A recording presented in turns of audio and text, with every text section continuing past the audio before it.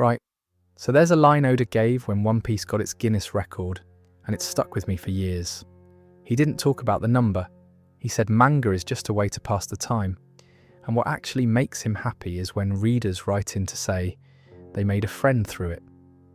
He said a number that big might be able to bring that many people together, which is a lovely thing to say about a comic where a man punches a giant. Here's the thing I want to talk about tonight though. One Piece is a treasure hunt where almost nobody wants treasure. Nami wants a map. Chopper wants to cure things. Brook wants to see a whale again. Luffy has never once described what the One Piece actually is, and I don't think he knows. What they're all carrying instead is a debt. Somebody handed them something, usually badly, usually right before dying, and never got to watch it get paid off. So that's 11 of those, in no particular order, building to nothing. Drop off whenever you like, and if you fancy subscribing, that would be lovely. Let's start with an arm.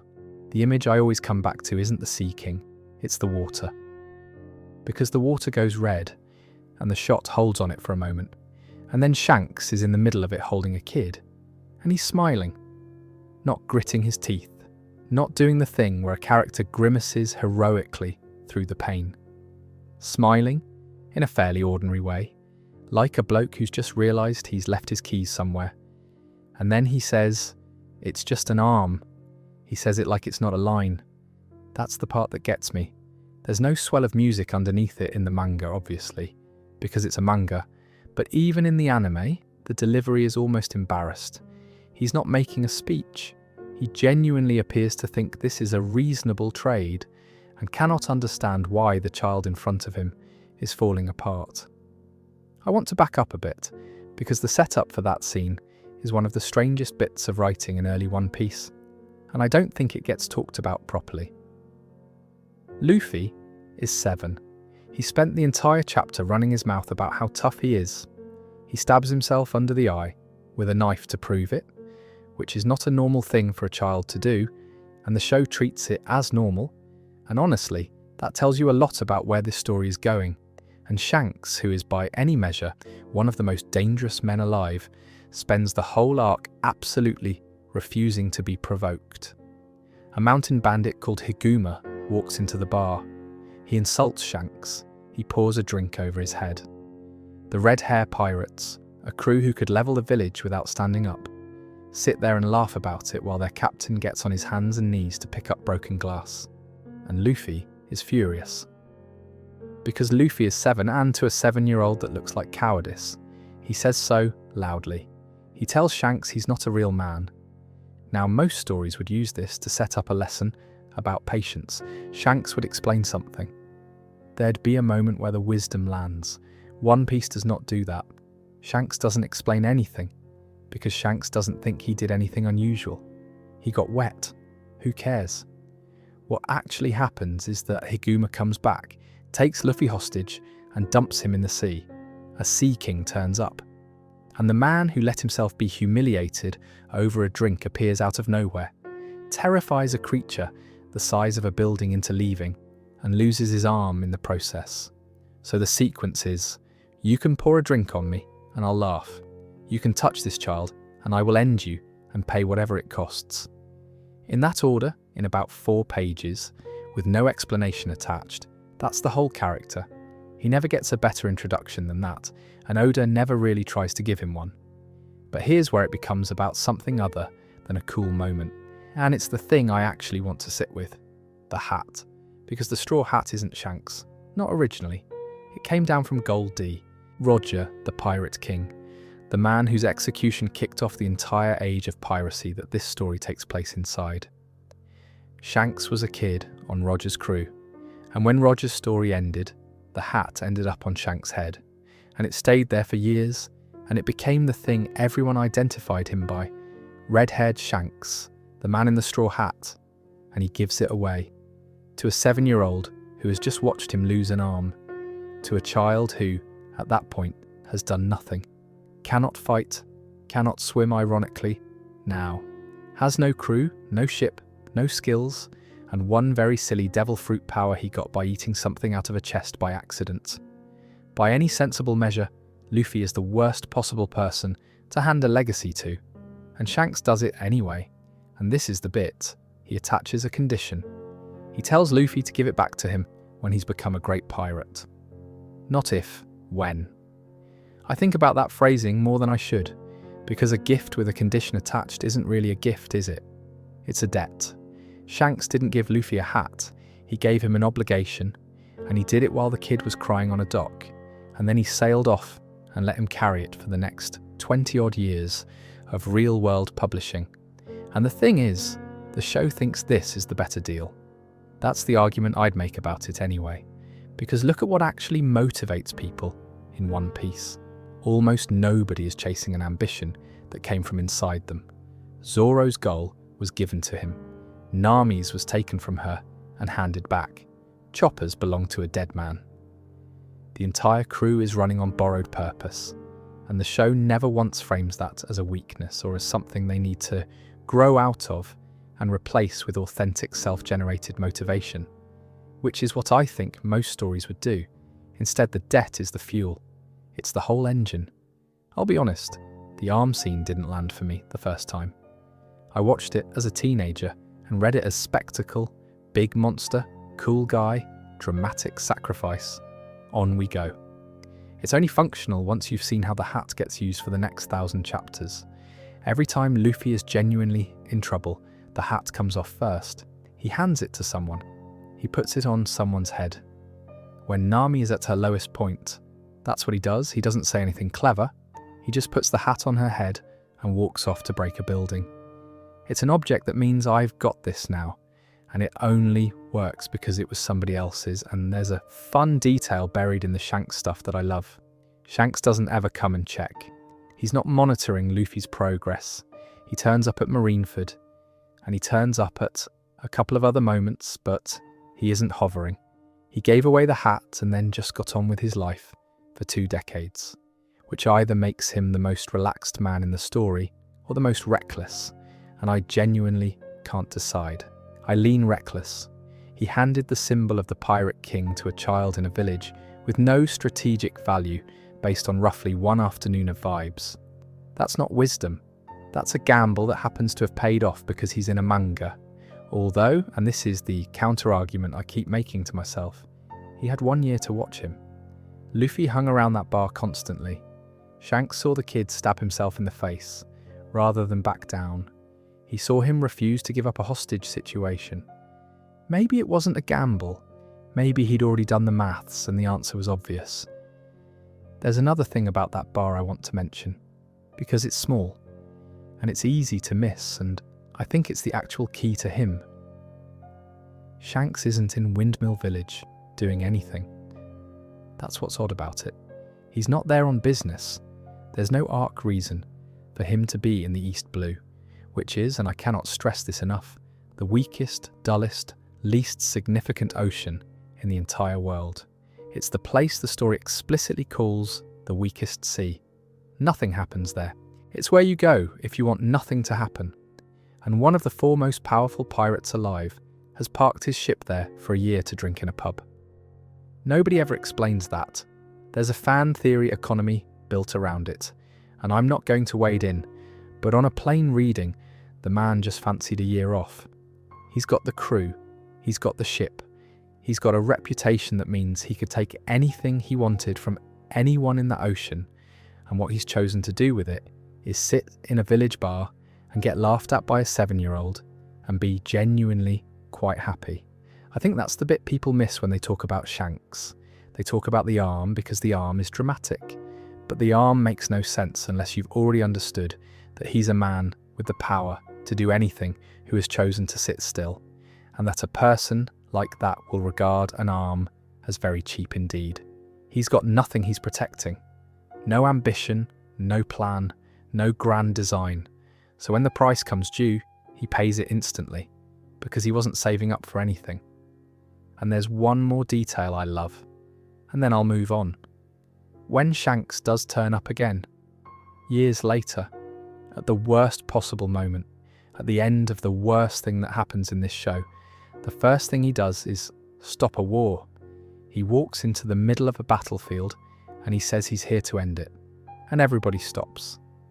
Not because he beat anyone, he didn't fight, he just turned up, and the entire thing stopped, because nobody in that field wanted to be the one who found out what happens next. That's a man who's never had to prove anything to anyone. And I think you can only get that way by not caring what people think of you in a bar. Either way, the arm is the price, and Shanks later brings it up to Whitebeard, saying he bet it on the new era, almost never. He's had that missing arm for the entire run of this series, and he has barely brought it up to Luffy, never used it as leverage, never made him feel it. Which brings me to the second debt in the show, and it's the biggest number in East Blue, and it belongs to a thief. Let's do the arithmetic first, because I think it's the least discussed part of this, and it's the part that actually breaks me. 100 million berries, one thief, 8 years, that's the deal. And I want to sit in how boring that is for a second, because One Piece is a story about rubber men and sky islands and a skeleton with an afro, and buried in the East Blue is a girl doing admin. She's not on adventures, she's stealing from pirates, coin by coin, ship by ship, in the least cinematic way imaginable. There's no montage, there's no training arc, there's just a teenage girl with a good head for navigation, running a very long, very tedious, very dangerous accounting job in complete silence. Nobody in her village knows why. That's the other thing. She's not doing this as a hero. As far as everyone in Kokoyashi is concerned, Nami is a traitor. She joined the fishman who murdered her mother. She works for him. She wears his tattoo. She's the girl who went over to the other side. And she lets them all believe it for 8 years, without correcting a single person. Genji knew. A couple of people worked it out, but mostly she just let an entire village hate her, because explaining it would have made it harder. Backwards a bit, Bellemere, a marine who came back from a battlefield, carrying 2 children who weren't hers, Nami and Nojiko, found in the wreckage, and she picked them up and took them home, and had absolutely no means to feed them. There's a scene in the flashback that I think about constantly. It's not the famous one, it's the one where they're eating tangerines for dinner again, and Nami asks carefully, the way kids ask things when they've already worked out the answer, why they always eat tangerines. And Bellemere gives some cheerful non-answer. She's growing them, it's the farm, it's fine. They're eating tangerines because there is no other food. And then Nami finds out she's not actually related to her, and does what any child would do, which is weaponize it immediately. She says Bellemere isn't her real mum, and Bellemere loses her temper and throws her out of the house, and then chases after her about 10 seconds later, because obviously she does. That's the relationship. It's not tender, it's 2 people who are permanently at the end of their rope, being slightly cruel to each other, and then coming back. Then Arlong arrives. Now, the Arlong Park deal is genuinely one of the nastiest bits of writing in early One Piece, and the reason is that it's technically fair. That's the trick. He doesn't just take the village, he prices it. 100,000 berries per adult, 50,000 per child. Pay it, and you live. And Bellemere has enough money for exactly 2 children, and not for herself. So she pays for the girls. She says out loud in front of everyone that she's their mother, which is the one thing she'd never actually said before, the thing Nami had thrown at her. And she says it now, because saying it is what kills her. That's the sentence that gets her shot. She could have stayed quiet. Nobody knew they were hers. She could have taken the 200,000, called them orphans, and lived. She didn't, and she died for the phrasing. And here's Arlong's actual masterstroke, the one that makes him worse than most of the villains that came after him. He takes Nami. He sees her maps. This 11-year-old is drawing charts good enough to be worth money. And instead of killing her, he gives her a job. He puts her in a room. He gives her paper. And he tells her the price. Bring him the number, and he'll sell her village back. Which is a deal. It's a real, actual, achievable deal. That's what makes it evil. If he'd just said no, she'd have grieved and moved on and become someone else. Instead, he gave her a number. And a number is a thing you can work towards. And working towards something will eat your life before you notice. And she's drawing maps the whole time. Her actual dream, the thing she wanted before any of this, a complete chart of the world, every ocean, all of it, is now the tool she's using to fund her own hostage situation. He didn't just take her freedom, he took the specific thing she loved and made it the bars.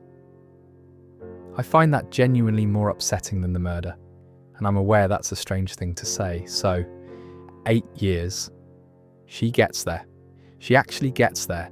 The money is on the table, done, finished, and the Marines turn up and take it.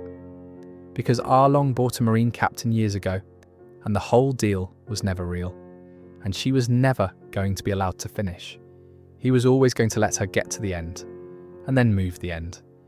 And that's when Nami stabs herself in the arm. The tattoo, the mark of Arlong she's been wearing since she was a child. She takes a knife to it and starts trying to cut it out of her own shoulder, in the dirt in front of everyone. Now, here's the scene, and here's why I don't think it's the scene everyone says it is. The common read is that this is the crying moment. Nami cries, Luffy saves her, big emotional beat. And it is that, obviously. But I think that misses what's actually being shown. Luffy is standing behind her doing nothing. He's been there a while. He hasn't offered advice. He hasn't given a speech. He doesn't know any of the backstory. He wasn't in the flashback. He has no idea what the 100 million is. He doesn't know who Bellemere was. He knows nothing. And Nami says it. 3 words. She asks him for help. That's the scene. That's the entire 8 years collapsing into one sentence. And the sentence is her asking. Not him rescuing, her asking. And what Luffy does is put the hat on her head and walk into the building. I love that he doesn't say anything comforting. He can't because he doesn't have the information, and also because he is not a comforting person. What he has is a hat that somebody once handed to him with a condition attached, and he puts it on her, which is the only vocabulary he's got.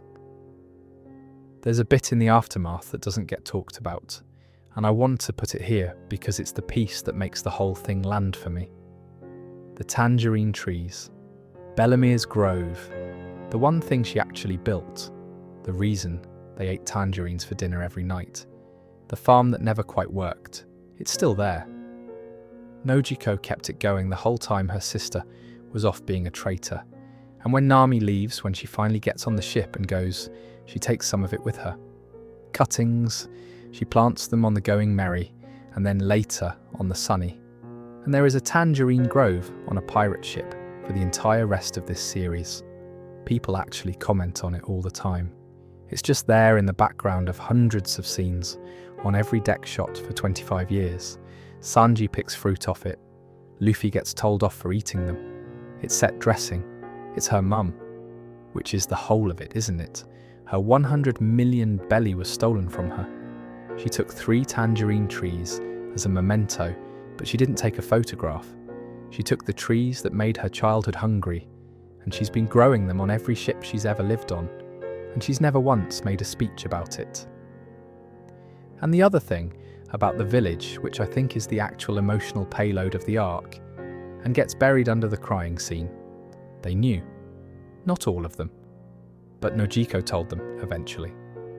And they'd all worked out enough of it. And when Arlong took the money, and the whole thing collapsed, the entire village picked up whatever they had. Farm tools mostly, and marched on a fortress full of fishmen who are, by the biology of this world, roughly 10 times stronger than a human being. They were going to die, all of them, immediately, pointlessly, and they went anyway, because they'd spent long enough watching a girl carry it on her own, and they were done watching. They got there. Genzo leads them, and it doesn't matter because Luffy's already through the wall. But they went. All those years of hating her, and it turns out the hatred was the thin thing, and the other bit was underneath it the whole time. So the lesson, if you want to call it that, and I'm slightly allergic to that word, but here we are. Enduring something on your own is not the same as being strong, and the show is unusually blunt about it. 8 years of Nami being the toughest, most self-sufficient, most competent person in the entire East Blue achieved nothing. 0. The deal was rigged from the start and no amount of grinding was going to fix it. What actually broke it was asking, one time, badly, in the dirt sobbing, to a man who had no idea what she was talking about. That's a slightly humiliating lesson, isn't it? It's not believe in yourself. It's closer to the thing you've been proudly handling alone was never going to work, and the fix was a conversation you refused to have. I'm not going to pretend that's comfortable, but I do think it's true, and I think it's the reason Arlong Park still holds up, when a lot of early One Piece doesn't. It's not about a fishman, it's about a very capable person who thought asking for help was a cost she couldn't afford, while the answer stood behind her waiting. And since we're talking about people who took something impossible on by themselves, there's a doctor on a winter island who deserves his own hour. Let's start with a mushroom. Specifically, let's start with a reindeer who couldn't read a warning symbol because a man he loved had told him the skull and crossbones meant vitality, and he believed him completely. That's the tragedy. And it's over in about 2 pages, and it's built on a joke that had been running for weeks. Right, so Hero Luke, he's a quack. That's not me being unkind, that's the word the story uses. He is not a real doctor. He has no qualifications. His treatments are generously experimental and less generously made up on the spot. There's a running bit where he treats patients and they come out worse and he seems unbothered, and Dr. Kureha, who is an actual doctor and about 140 years old and enormously funny, refers to him as a fraud to his face. And she's right, he is one. The reason he became one is the bit that reframes him. He had a disease he was told was incurable, then he got better. Not through medicine, through something else, something the story keeps vague, and he decided from that point that there is no such thing as an incurable illness anywhere in the world. Which is nonsense. Medically, it's complete nonsense. But he believed it with his whole chest, and he went back to Drum, the island he was born on, to fix a country. Now Drum at this point is being run by a man called Wapol, who is one of Oda's great creations because he's genuinely just a pig. He's not a tragic villain. He has no complexity. He's a fat, whining, spoiled king who ate a devil fruit that lets him eat anything, which is exactly the power a man like that would end up with. And Wapol has decided that all the doctors on the island now work for him personally, 20 of them, in the castle, treating him and nobody else. Everyone else can just get ill.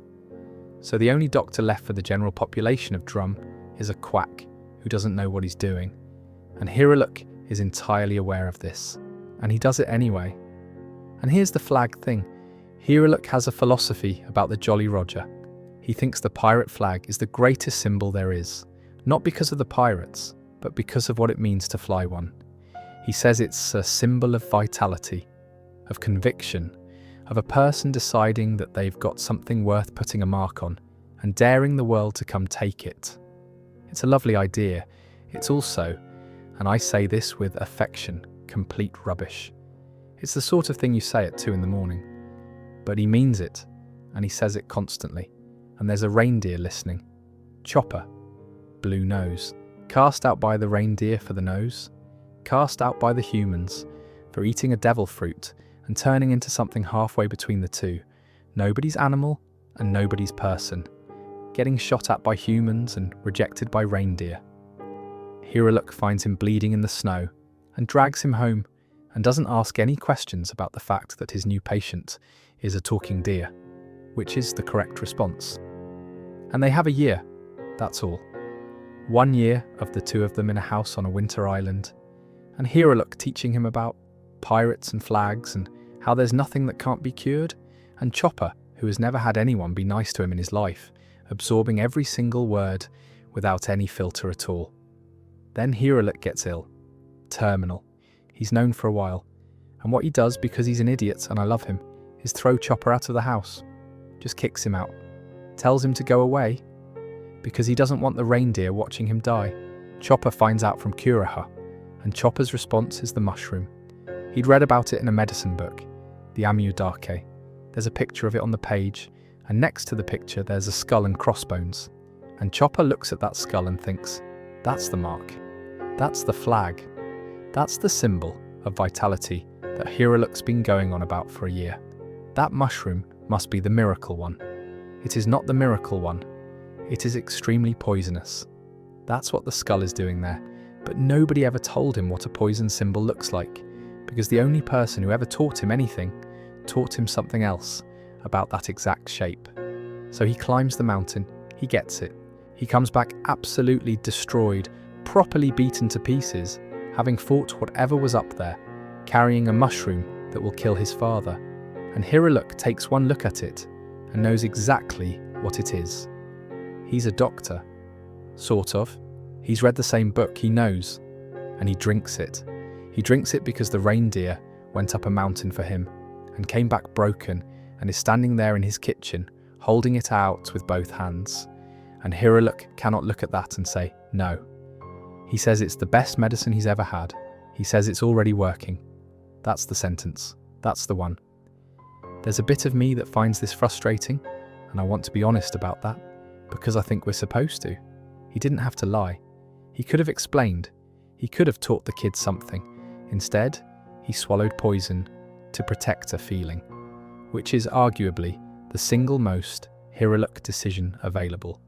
And the poison isn't what kills him, because a message comes. Wapol's 20 castle doctors are ill, all of them. And Hiraluk, who has spent his life saying there's no illness that can't be cured, gets up off the floor and goes to the castle. It's a trap, obviously. There are no sick doctors. Wapol just wanted him in the room, and he knows it's a trap. I'm fairly sure he knows walking in, but he goes anyway, because the alternative is not going. And he's never been the sort of man who does that. He gets to the castle.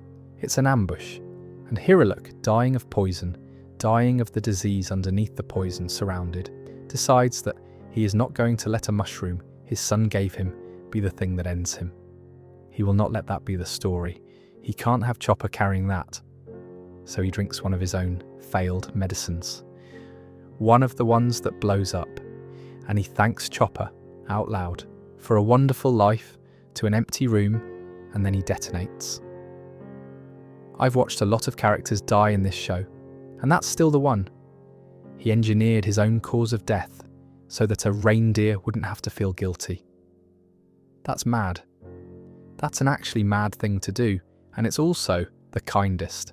His line, the one that everyone quotes, and I'm not going to pretend it isn't the reason this arc is famous, is that a man doesn't die when he's shot, or when he gets ill. A man dies when he's forgotten. And there's a version of that line I like better, which he says just before, and which nobody puts on a poster. He says his dream will get carried on by somebody else. Not that it'll survive. Not that it'll be remembered. That somebody will pick it up. Which is a slightly different claim, isn't it? Being remembered is passive. Somebody thinks about you occasionally. Being carried on means an actual person has to take the thing off you and walk with it. And that requires there to be a person, and Hiraluk had exactly one, and he'd just spent a year telling him nonsense about flags. Which brings us to the sky, because Hiraluk had a project. The whole time in the background, he'd been trying to make cherry blossoms grow on a winter island. It's not medicine. It's not useful. It's a man who thinks a country full of miserable people who aren't allowed doctors might feel better if they saw something pink. It actually works. He never got to see it working. He died with a failed formula in a bottle. And Kuraha, this 140-year-old woman who spent the entire arc caring for him and trying to save his life, had kept it. She'd had it the whole time. And at the end, when the snow's coming down over Drum, she uses it. And the sky over the whole island goes pink. Right. So here's what I actually think this is about. And it's not what people say it is. The clean version of this is legacy. Hiraluk's dream lives on. Everyone weeps. Lovely. The show's version is significantly harsher and significantly better, Hiraluk's dream did not live on. His actual project succeeded. He never made it work. He spent his entire life on medicine he wasn't qualified to practice, and a flower that wouldn't grow, and he died in a trap set by a man who wasn't even clever. What survived was a reindeer who believed a lie about a flag and became a doctor because of it. That's the inheritance, not the formula which Kureha finished, not the cure which never existed. A misunderstanding about a symbol passed to a child who took it literally, and who is now, as of right now, in the current story, one of the best doctors alive and still can't take a compliment. Odas said the point of Chopper's backstory was that you don't need blood to be family, which is true and lovely, and also, I think, slightly undersells it. The point is narrower than that, is that what gets passed down is never the thing you meant to pass down. Hiraluk meant to leave behind a cure. What he actually left behind was a bad reading of a mushroom warning, and that turned out to be worth more. One last thing on Kureha, because she's the funniest character in the arc, and also the one doing the actual work. She's about 140, and she dresses like she's 25, and she will physically assault you for pointing out the gap. She drinks constantly. She charges enormous fees.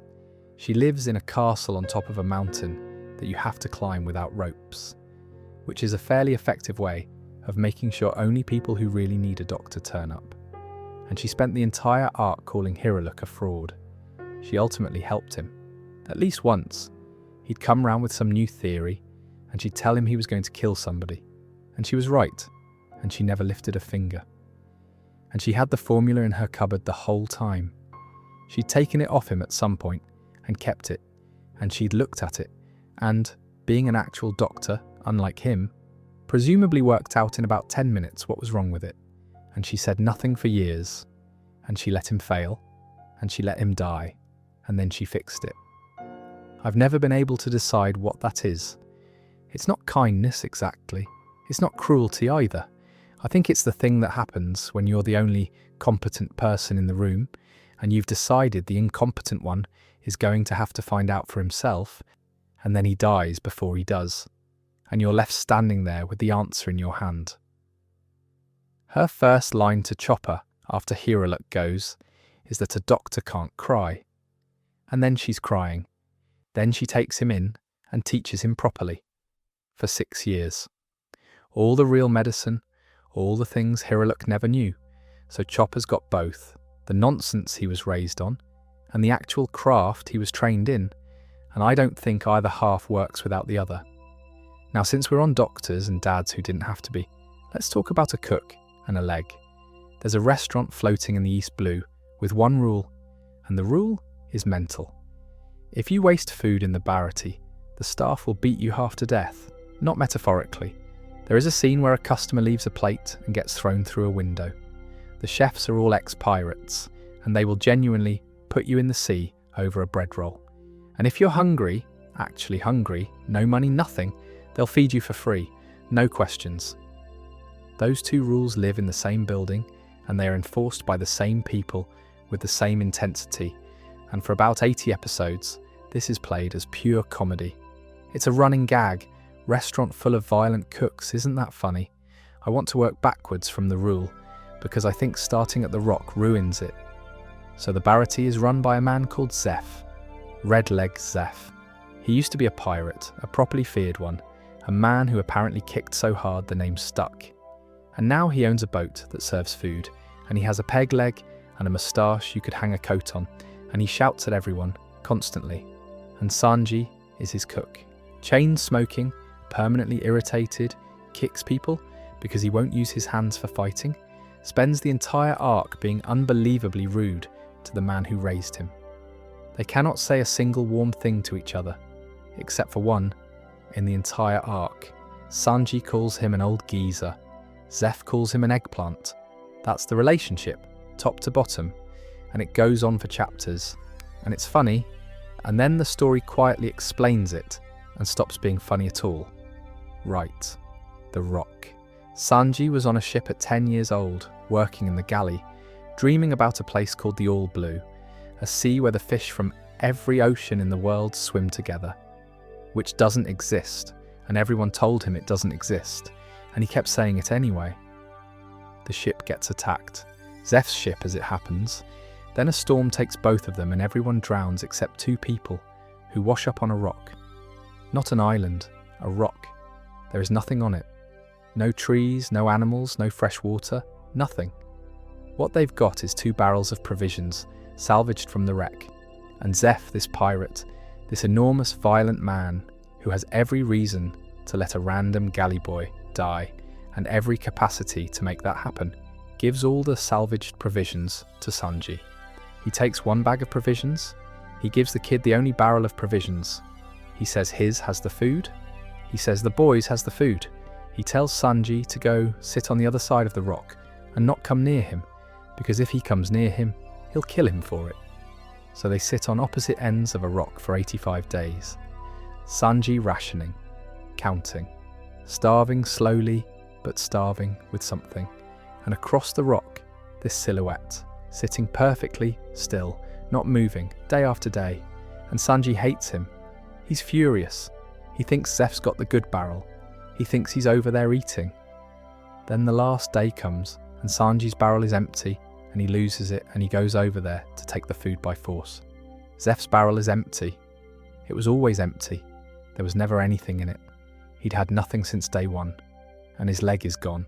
I'm going to be careful here because the manga is doing something quite deliberate with what it shows and what it doesn't, and I don't think you're meant to have it spelled out. What you're shown is a pile of bones and 1 man with 1 leg. You can join it up yourself. The story doesn't make you say it. He ate his own leg. He had a treasure, an actual pirate's treasure, the thing he'd spent his life gathering in a bag on that rock, and he sat next to a fortune with an empty barrel and a missing leg for 3 months, rather than take 1 bite of a child's food. And the reason he was a chef and the reason his leg mattered is that Zeph's fighting style was his legs. His hands were for cooking. He never used them for fighting. So he ate the thing that made him dangerous rather than risk the thing that made him useful. Which, right, that's the barrel. 1 object, 2 men, and a lie held for 85 days. Here's what I keep coming back to. He never told him. They get rescued, they build a restaurant, and Zeph never mentions it. Not once, not as leverage, not in an argument, not when Sanji's being an absolute nightmare to him, which is constantly. The information only surfaces because Sanji found out on the rock. If he hadn't gone over there on day 85, he'd have gone his whole life not knowing. And Sanji, having found out, also never mentions it. They just don't. They go on being horrible to each other for a decade. I love that. I think it's one of the truest things in the show. Some people cannot say the thing. It's not available to them. So they express it structurally. Instead, they build a restaurant with a rule about feeding hungry strangers, and they never explain where the rule came from. Which brings me to the thing that actually reframes Sanji as a character, and it's the reason I've put this section here rather than anywhere else. Sanji feeds everyone, not sympathetically, not selectively, everyone. There's a man called Gin who comes into the Bharati as an enemy, part of a fleet that's about to destroy the place, and he's starving. And Sanji feeds him, and Gin cries into the plate. Sanji then goes on to feed the pirate captain who is actively trying to kill him. He feeds people mid-fight. There's a whole later arc where he's a prisoner and he's cooking for his captors. The famous line, the one people put on posters, is about how a chef should feed anyone who's hungry, regardless of who they are. And I think most people read that as Sanji being a nice guy. He isn't being a nice guy. He's paying a debt to a man who won't accept payment, which is the clever bit. Zeph will never let Sanji repay him. He'd be disgusted by the attempt. He'd call him an eggplant and kick him down some stairs. The debt is unpayable in the direction it's owed, so it goes sideways. Sanji can't give it back to Zeph, so he gives it to whoever's in front of him. Every starving stranger is a proxy, which is that same handing over thing again, pointed sideways. It never gets settled, it just travels. It's a bit like, and I'm aware this is a stretch, how nobody ever really pays their parents back. Not properly. You can't. The scale's wrong. What actually happens is you do the same daft thing for someone else 20 years later and don't connect the two. And there's the all blue, which I've not mentioned since the start, and which is the actual reason Sanji's on that ship. Right, so the all blue is a sea where the fish from every ocean in the world swim in the same water. North, south, east, west, all of it in one place. It's supposed to be somewhere in the Grand Line, and nobody has ever found it. And the general consensus is that it's a story cooks tell each other. Sanji believed in it as a 9-year-old on a boat and got laughed at for it. And on the rock, day one, before the barrels, when they're both sat there having just watched everyone they know drown, Sanji says it. He tells this enormous pirate about the all blue because he's a child and he's frightened, and it's the only thing he's got. And Zeph says he's looking for it too. I have no idea if that was true. I genuinely don't. It might have been. He was a pirate, he'd been round the Grand Line, it's not impossible.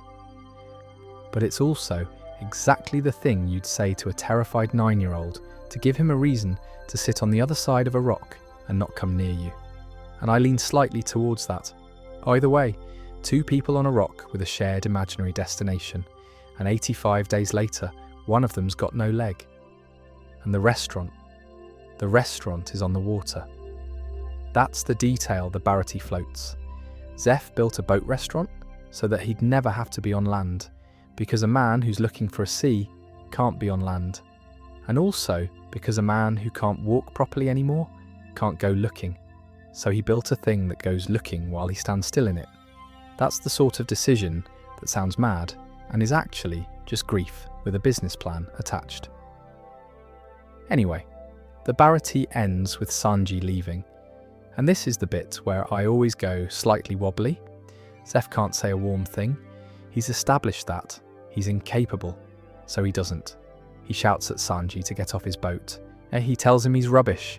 He says the kitchen's better without him. And Sanji goes down the ramp and turns round and bows and starts sobbing. And every chef on that boat, the ex-pirates, the men who throw people through windows over a bread roll, is crying openly. And Zeph goes inside. No notes. Genuinely. No notes on that at all. And that's a decent place to stop and talk about the bloke in the middle of all of this, because I've been putting him off. Here's a thing I only noticed properly on a reread, and it slightly annoyed me once I'd seen it, because you can't unsee it. Luffy has never described the One Piece. Not once. Not in over 1,000 chapters. He's never said what he thinks it is, never speculated, never asked anyone. Other characters speculate constantly. There are entire crews built around theories about it. There are people who've given their lives to the question, and Luffy has never once shown the slightest curiosity about the contents. He's going to get it. That's settled. What it is has apparently never crossed his mind, which should be a problem, structurally. He's the protagonist of a treasure hunt, and he doesn't want treasure.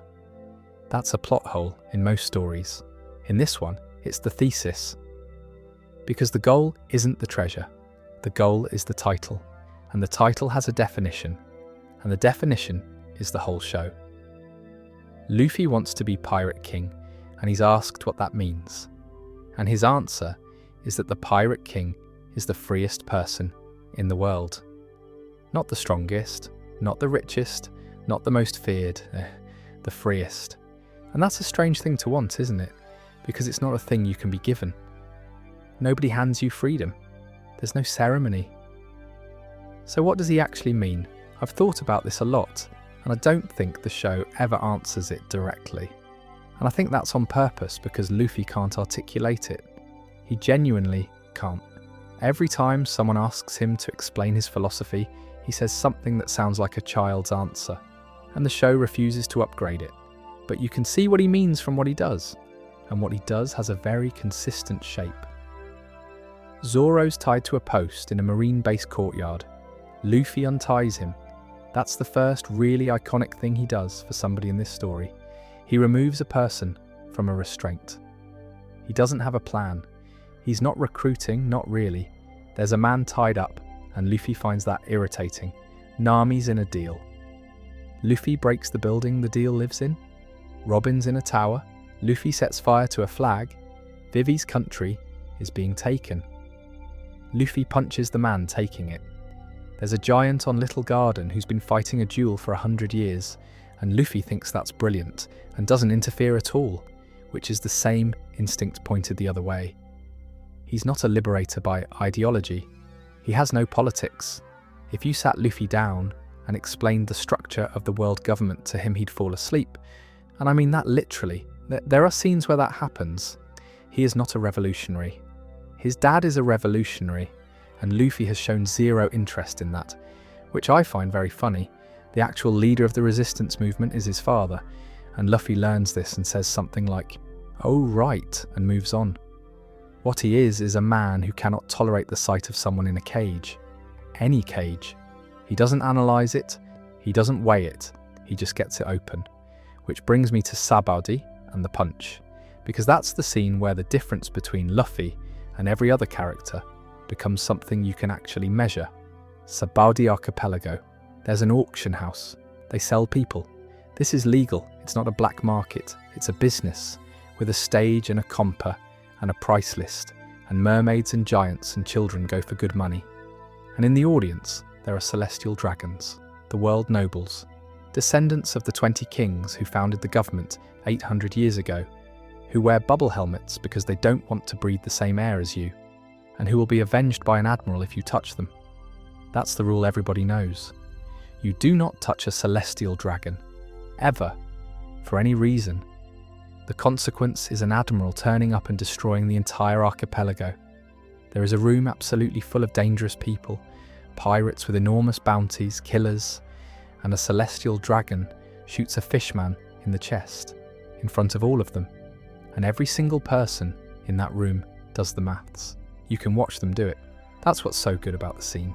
Everyone in there is calculating, how much is this worth? What does it cost? Is this the hill? What happens after? Some of them are furious, some of them want to. All of them are running the numbers. Luffy doesn't run any numbers. He crosses the room and punches him in the face. He didn't decide to. There's no deliberation shot, no jaw clench, no moment of resolve. The show doesn't give him one, and I think that's the most important directorial choice in the entire arc. He just does it because a man shot someone in front of him, and everything that follows, the admiral, the fleet, the crew being blown to the four corners of the world, 2 years of the story, comes from a reaction that took less than a second. So here's what I think freedom means in this show, and it's not what it says on the tin. Freedom in One Piece isn't the absence of restriction. Everyone gets that bit wrong, including me for years. It's the absence of calculation. The unfree people in this story are not the ones in chains. They're the ones doing sums. The pirates in that auction house who wanted to act and priced it first, they're not free. The Marines who know a thing is wrong and have worked out what saying so would cost them. Not free. Kuma, and we'll get to him, is the most extreme version of this, a man who calculated his way into a cage on purpose, because the sum came out right. And the show gives all the good speeches about freedom to people in cages, which I find quite bold. Villains in One Piece are eloquent. They can explain themselves beautifully.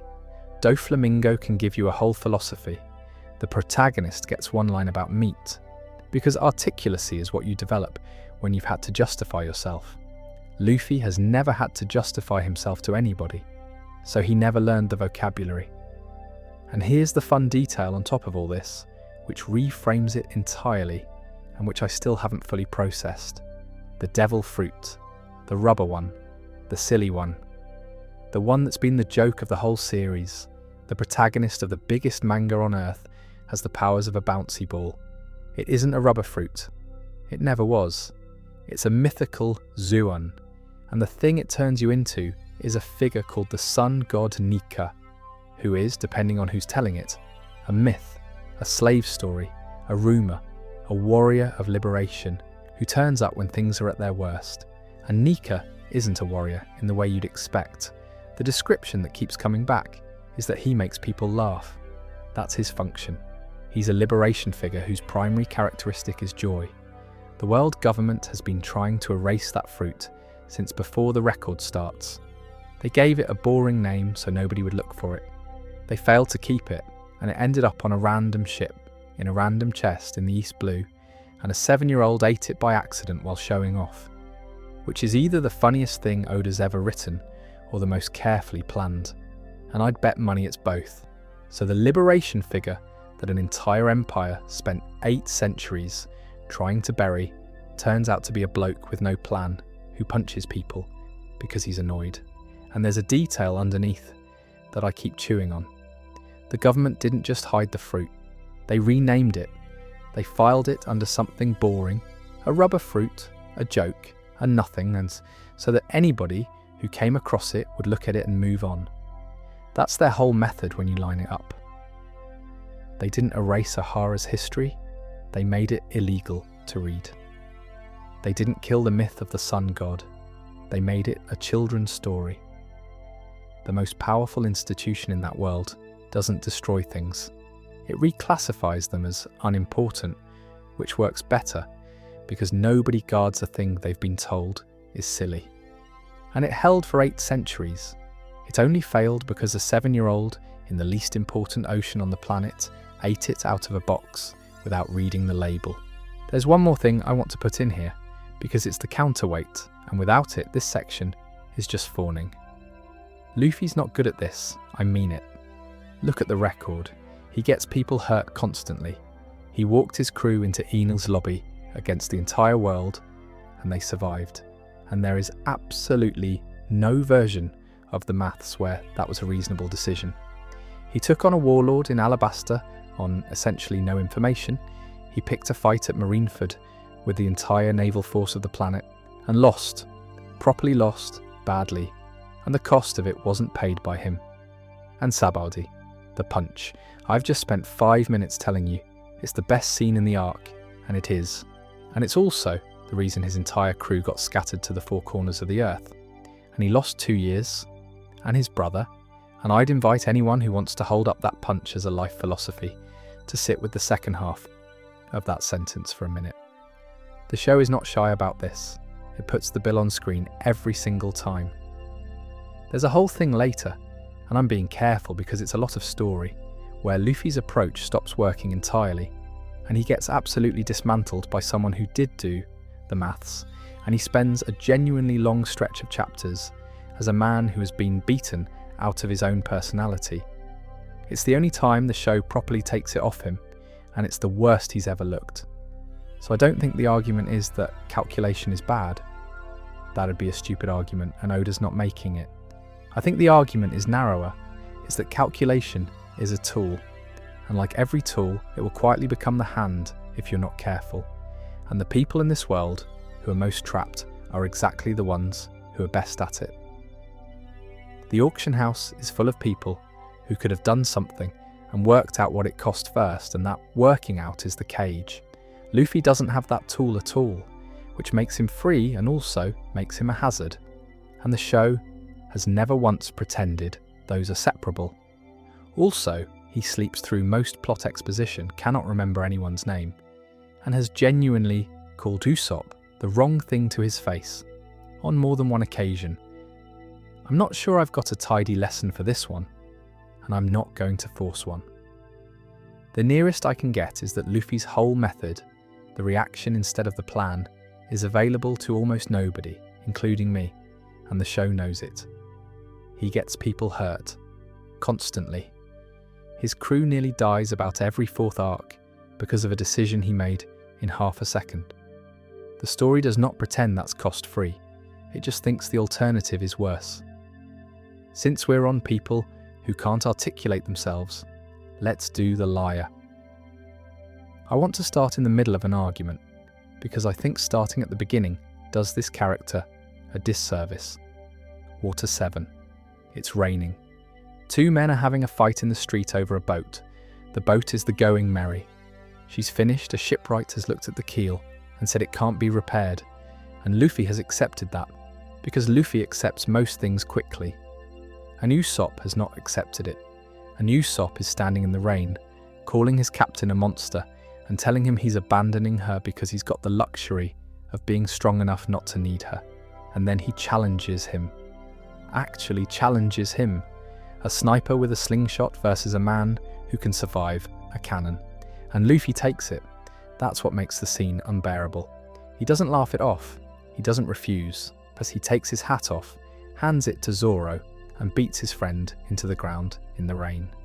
Because Usopp asked him to, and because refusing would have been worse. So how does someone get to that? Backwards.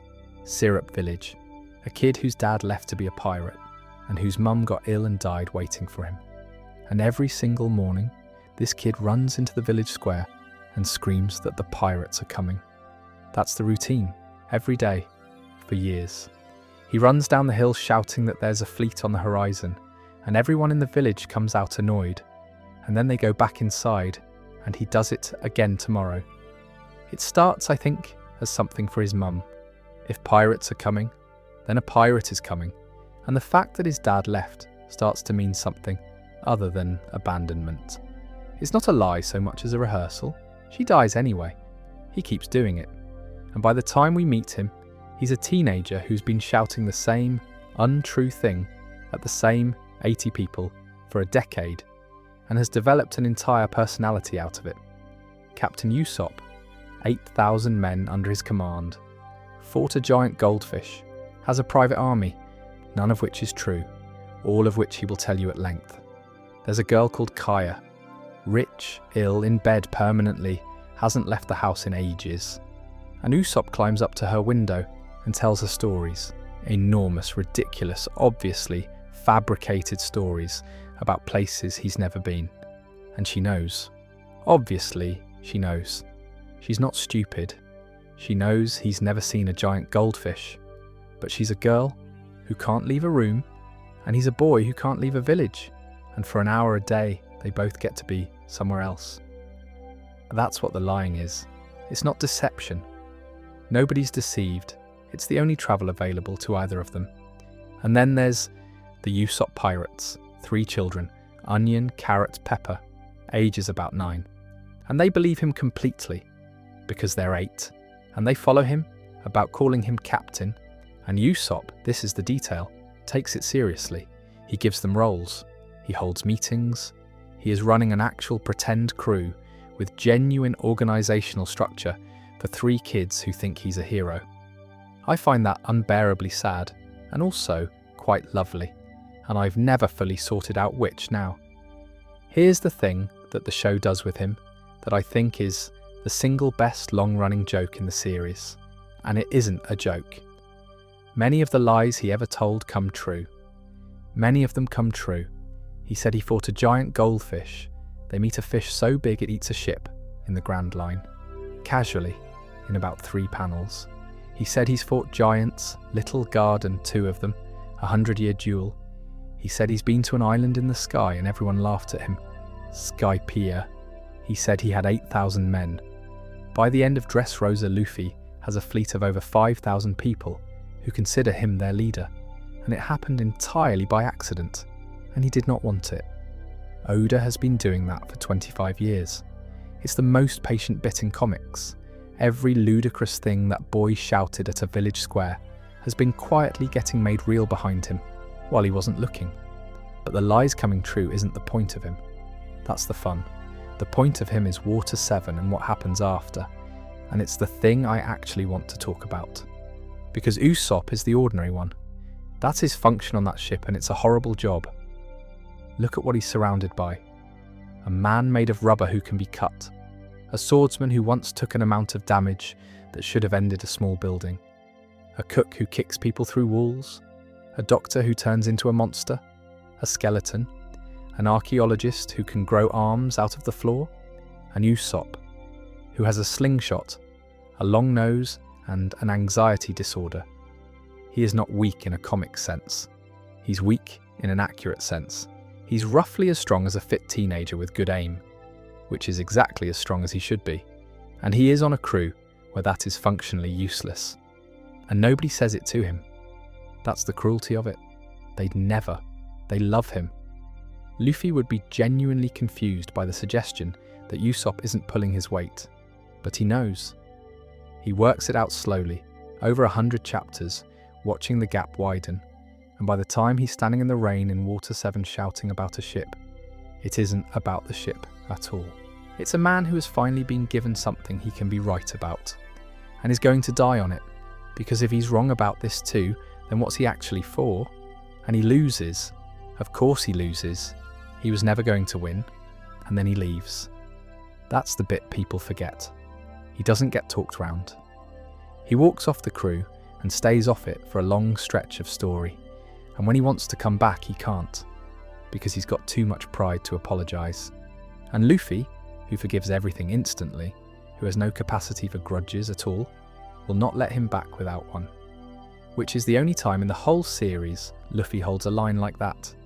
He'd forgive Usopp in a heartbeat as a friend. He won't as a captain, because a crew where you can walk off and stroll back isn't a crew. So there's this long, awful stretch where Usopp is following them around in a mask. Soga King. Right, so Soga King is a bit. It's a stupid bit. He puts on a mask and a cape and claims to be a hero from the Island of Snipers, and Frankie and Sanji play along because they've clocked it immediately and are being kind about it. But look at what it's for. He needed to be on that bridge at Eni's lobby. He needed to be there for Robin.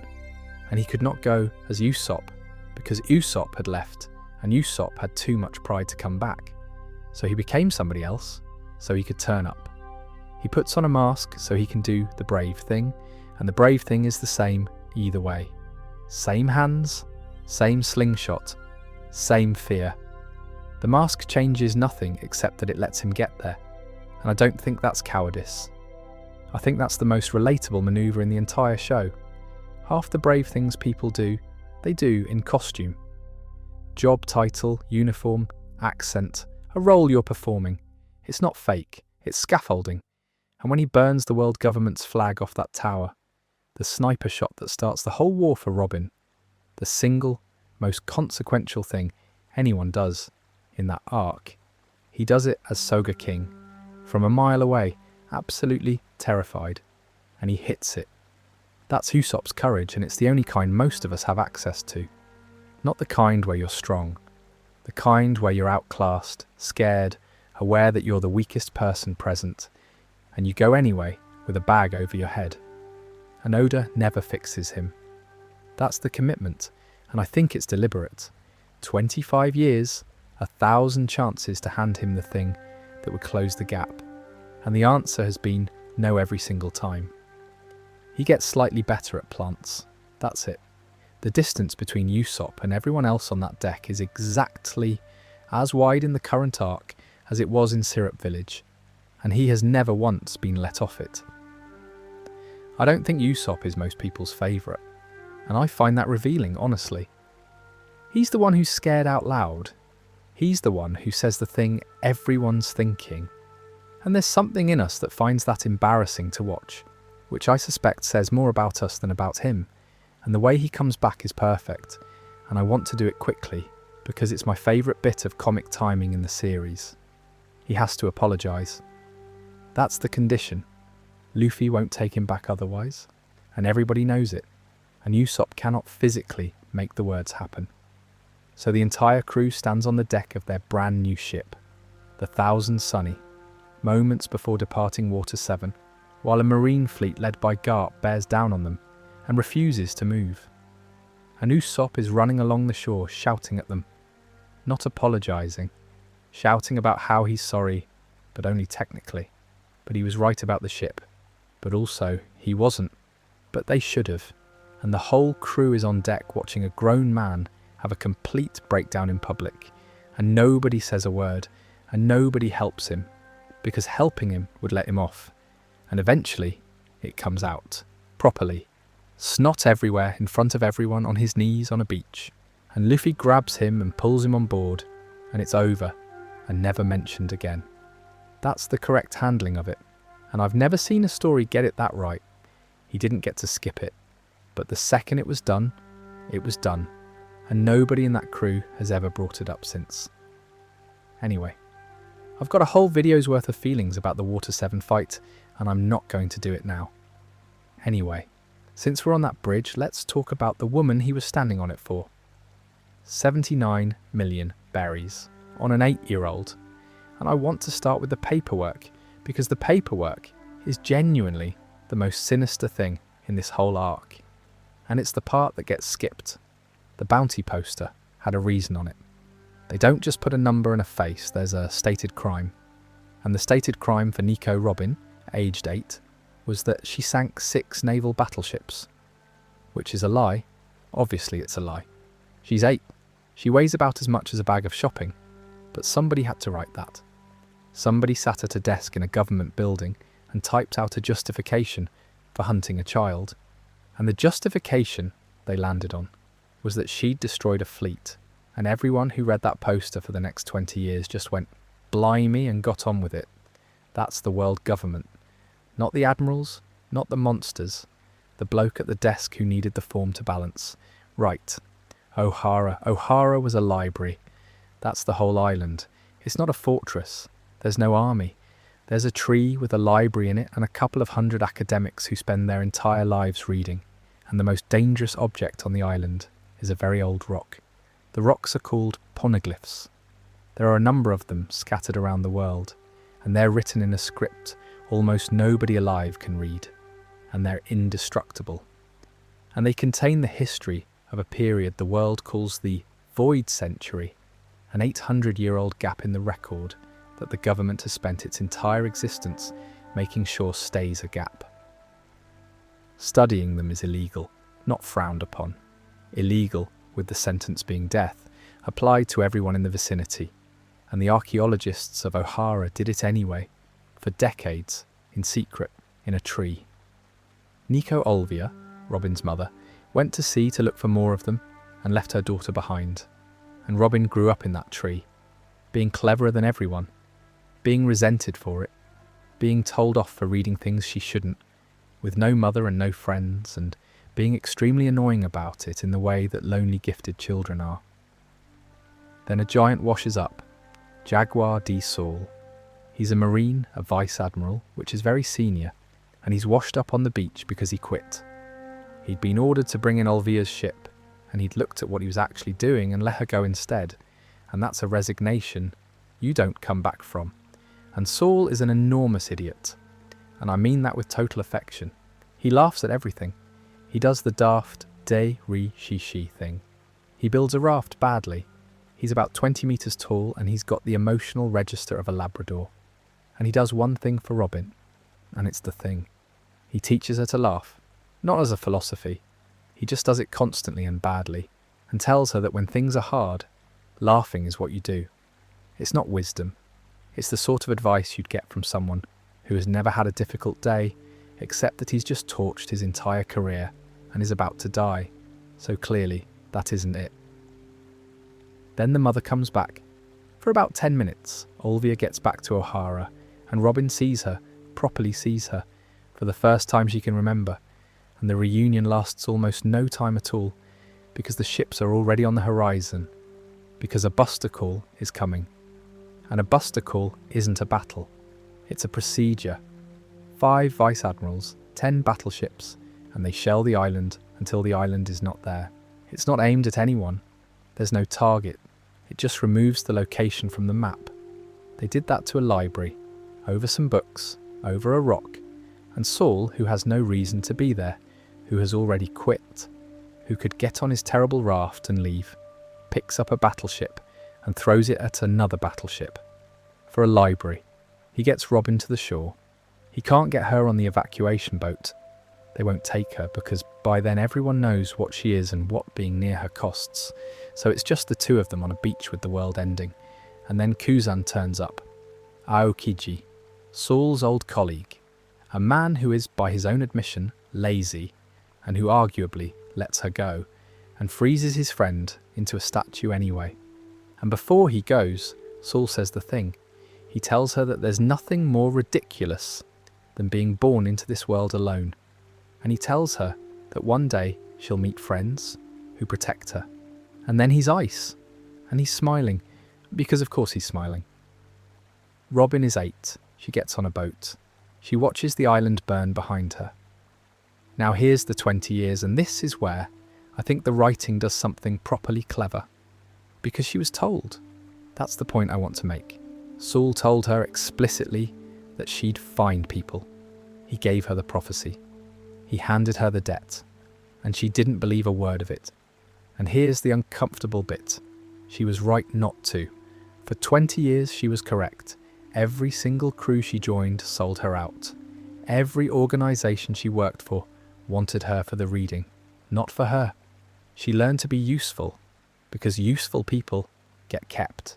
And she learned to leave first, and she learned to use people before they could use her. And by the time we meet her in Alabaster, she's a woman who works for a criminal organisation and finds everything mildly amusing and has no attachments whatsoever. That's not coldness. That's 20 years of accumulated evidence. She's called the demon child. That's what the world calls her. And she's not marked for capture. She's marked for death. Because the government doesn't want her in a cell. They want her not existing. So Enid's lobby.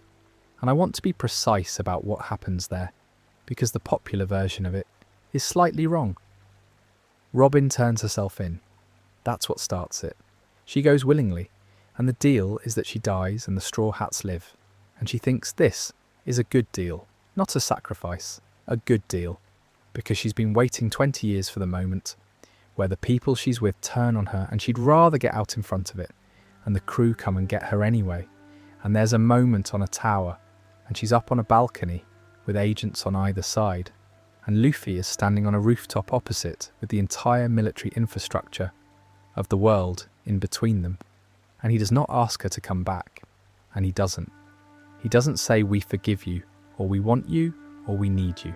He tells Soga King to burn the flag, and a sniper in a mask from about a mile away shoots the world government's flag off the top of the tower and sets it on fire in front of everybody, which is a declaration of war.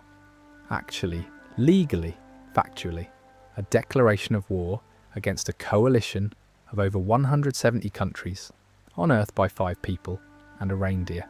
And then Luffy asks her to say it. That's all he asks. He tells her to say she wants to live, and she cannot do it. She tries, and she can't, because she hasn't said it since she was 8, and there's a reason for that. Because the moment you say you want to live, you've admitted there's something to lose, and she spent 20 years making sure there wasn't. And then she says it. I want to live. That's the arc. 20 years, a genocide, 6 battleships she never sank. And the thing at the end of it is a woman being given permission to want to exist by a man in a straw hat who has no idea what Ohara was. There's a piece of the Ohara flashback I want to add, because it's the one that changed how I read the entire government. The scholars had a choice. It wasn't a raid where everyone got caught by surprise. They were given a window. There's a bit where the Marines offer the civilians a way out, a boat, an evacuation, before the buster call begins. Come out, leave the tree, and they didn't. Instead they carried books. That's what they did with the last hour of their lives.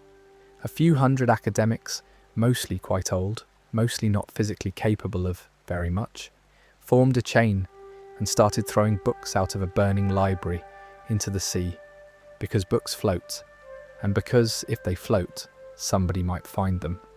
They didn't know anyone would. There was no plan. There was no rendezvous. They just chucked the entire accumulated knowledge of 800 years into the water on the off chance, and then got shelled. Clover, the head of the tree, an old man with a very good hat, gets a phone call at the end. He's talking to the 5 elders directly, which almost nobody in this story ever does, and he starts telling them what he's worked out about the Void Century. He's actually getting there. He's saying it out loud, and they shoot him mid-sentence, not for the crime. For the sentence, they cut him off in the middle of the answer. That's the most frightening thing in this show, and there's no monster in it. It's a phone call and an old man, and somebody deciding a sentence should not be finished. And here's the fact I'm going to end on, because it's better than any feeling I could put here. Saul survived. He's alive. He was frozen and he lived, and he's been on Elbaf this whole time. And he's been looking after the books.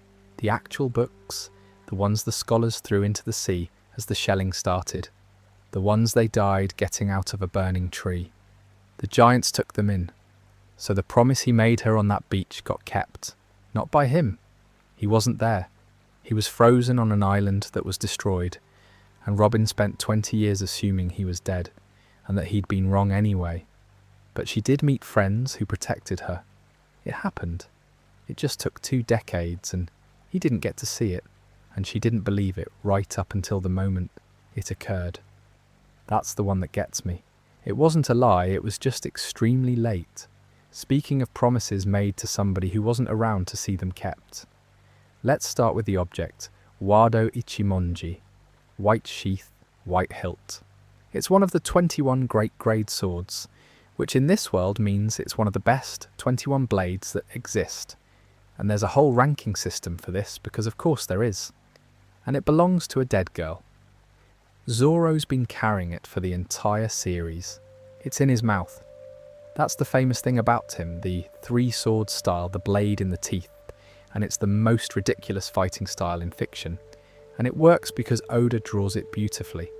But that specific sword, the one in his mouth, the one he'd never swap, that's hers. Right. Kuina. Zoro was a kid at a dojo in a village called Shimotsuki. He was already good. Not good for his age. Good. He was walking into other dojos and beating grown adults with a stick, which is exactly the sort of behaviour that produces an insufferable child. And he was one. And there was one person in that dojo he couldn't beat. The master's daughter. He fought her 2,000 times. The number the story gives is 2001. And he lost every single one of them. And I want you to sit with what that does to a person. 2,000. Not a rival he trades wins with. 2,000 losses, 0 wins. To the same girl every day for years. And he kept coming back. Every day. That's the first thing worth noticing about Zoro. And I think it's the actual foundation of the character. Not the strength, the total inability to stop. Then she says the thing that ruins it. Because Kuina's better than him, and she knows she's better than him. And she also knows, because she's been told, constantly, by everyone, including her own father, that it doesn't matter. That she's going to grow up. That boys get bigger and stronger, and a woman can never be the greatest swordsman in the world. So what she's doing is a phase she'll grow out of. And she believes it. That's the tragedy. She's been beating him 2,000 times, and she's crying about it because she thinks it's borrowed. And she says it to him. She tells him she's going to lose eventually, once they grow up, and it's out of her hands. And Zoro is furious. Not sympathetic, furious. Because he's just spent his entire childhood losing to this person, and now she's telling him it doesn't count. And that means his 2,000 losses don't count either. And that means he isn't losing to someone better. He's losing to a girl who's going to hand him the win as a biological favour, which he finds insulting. Genuinely, deeply insulting. It's the most Zoro reaction possible. And it's also, accidentally, the most decent one available. He's the only person in her life who's angry on her behalf rather than sad on her behalf. So they make a promise. One of them will become the greatest swordsman in the world. Whichever one, doesn't matter which, but one of them. And then she falls down some stairs. Not a battle, not a duel, not a villain. Stairs. She got up in the night to train because she was going to prove them all wrong, and she fell. I think that's the cruelest thing Oda's ever done, and I think it's completely deliberate. This is a story where people die in wars, in front of thousands, with music. Kuina dies on the stairs alone, and it's stupid, and it means nothing. And Zoro goes to her father, and he asks for her sword. Which is, think about that for a second, a child at a funeral asking a bereaved man for his dead daughter's blade. And the man says yes. So now he's carrying 2 promises, and one of them is hers. And here's the detail that I find quietly devastating, and that I don't think is an accident. He uses 3 swords. 2 hands, 3 swords. There's a whole in-universe explanation about it. It's a technique, it's difficult, It's his thing. Fine. But there's a person in there. He fights with a blade that has no hand on it, in his teeth, and it's hers. And he has rarely mentioned this, though the story has explicitly connected the sword to her. I might be reading too much into that. I'm aware. I don't care. Now, thriller bark, I'm not going to do the whole arc, because it's a whole arc, but the ending of it is the two words that define the entire character, and they're not a boast. The crew's finished, Luffy's unconscious and dying, and a man called Kuma turns up and will come back to him properly, because he's got his own hour, and offers a deal. He'll leave them all alive if somebody gives him Luffy's head, and when that's refused, he offers the other version. Somebody takes on all of Luffy's pain, every injury, every bit of exhaustion, the whole accumulated damage of a fight that nearly killed a man who is functionally impossible to kill. Transferred into one person, Sanji offers. He gets knocked out, because obviously he does, and Zoro does it, and what he takes is not survivable.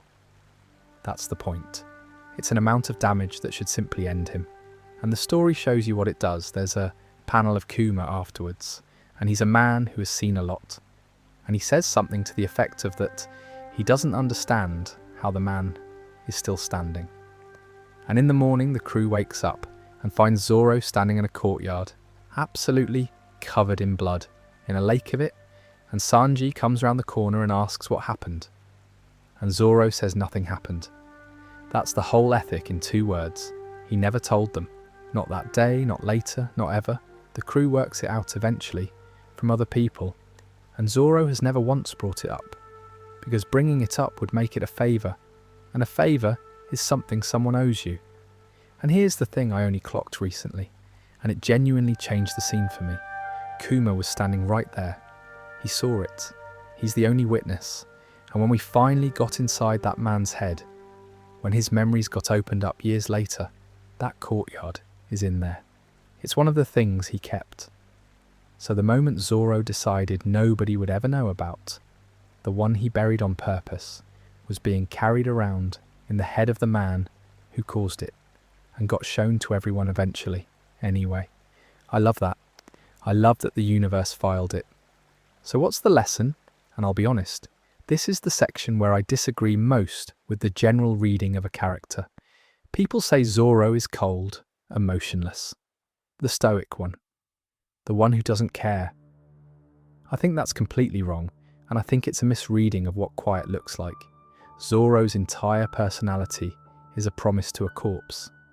Everything he does, the training, the not sleeping, the refusing to lose, the walking towards a man he cannot beat and getting cut in half for it and coming back, all of it is downstream of an 11-year-old girl who cried in a dojo because she thought her talent had an expiry date.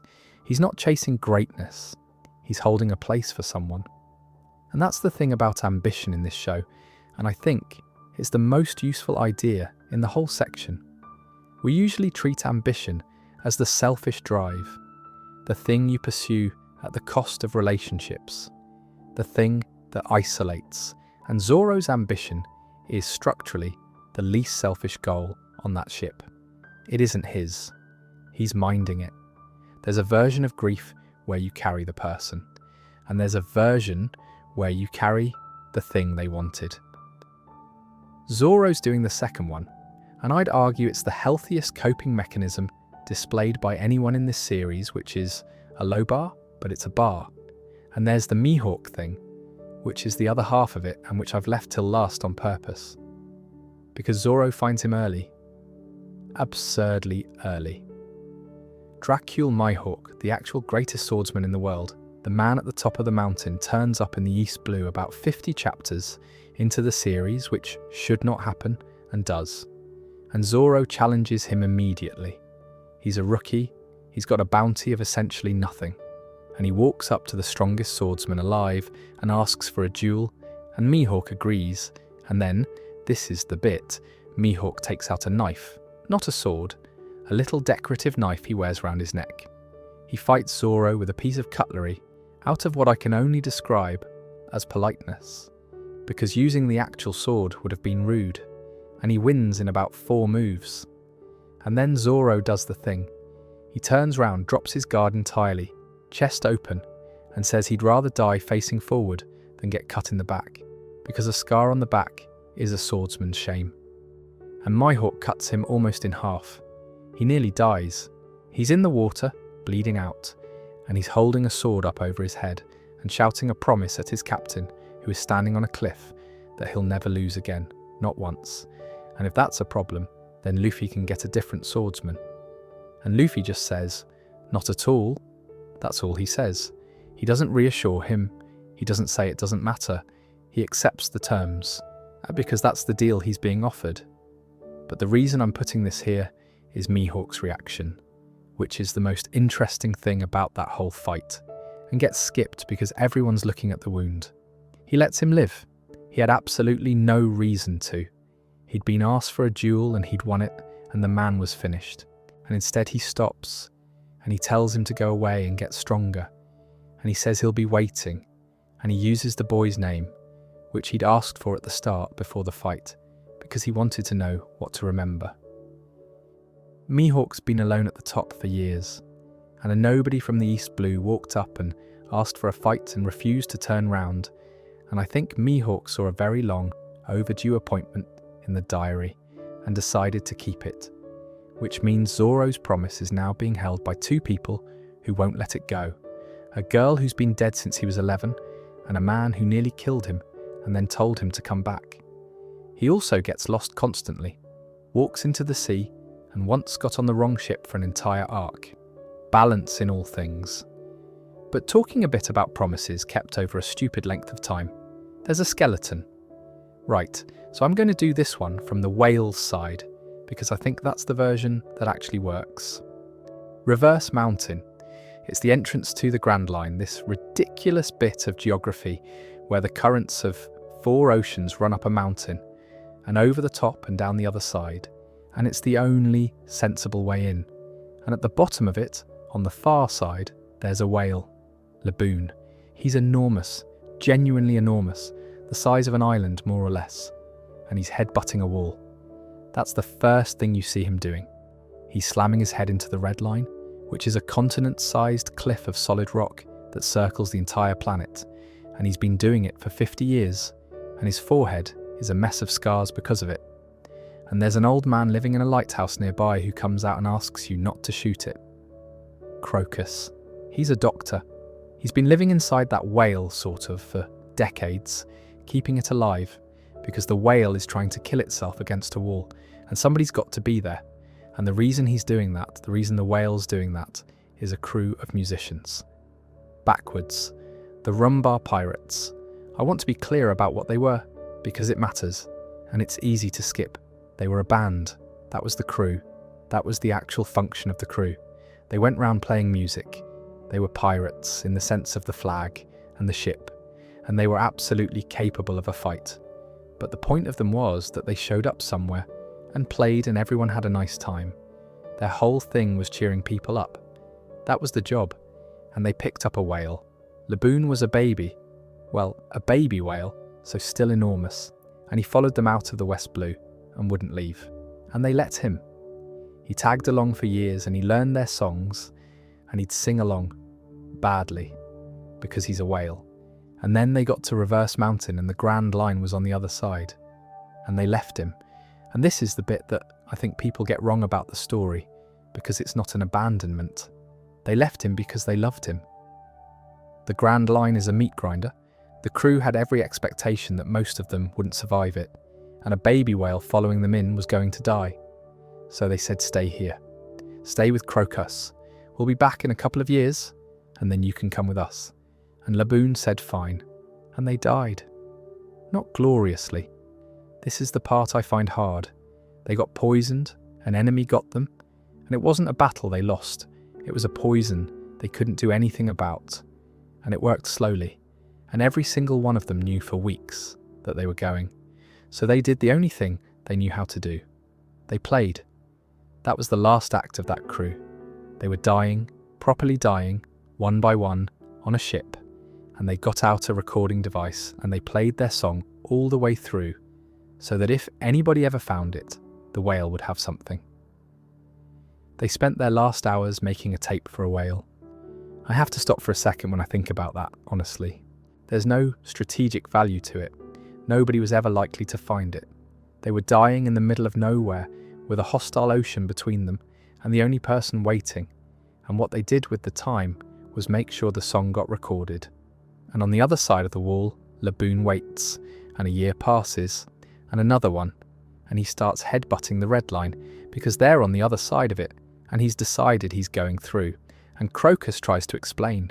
He knows. He'd been the doctor on Roger's ship later, and he knew what had happened to the Rumbar pirates. And he told the whale, and the whale did not accept it. So he became the lighthouse keeper, and stayed. Decades of it. He gave a whale veterinary care so it could keep hurting itself against a rock, because the alternative was letting it do that alone, which is either the most futile thing anybody's ever done or the most decent. And I've decided it's both and stopped worrying about it now. Brooke, he's the crew's musician, the skeleton with the afro. He turns up in the story about 400 chapters after the whale, which is one of the great long games in this thing. Brooke ate a devil fruit called the Revive fruit, which brings you back once after you die, which sounds brilliant. Here's how it actually went. The crew got poisoned, Brooke died with them, and his soul came back and couldn't find the body. That's the mechanic. The soul has to locate the corpse.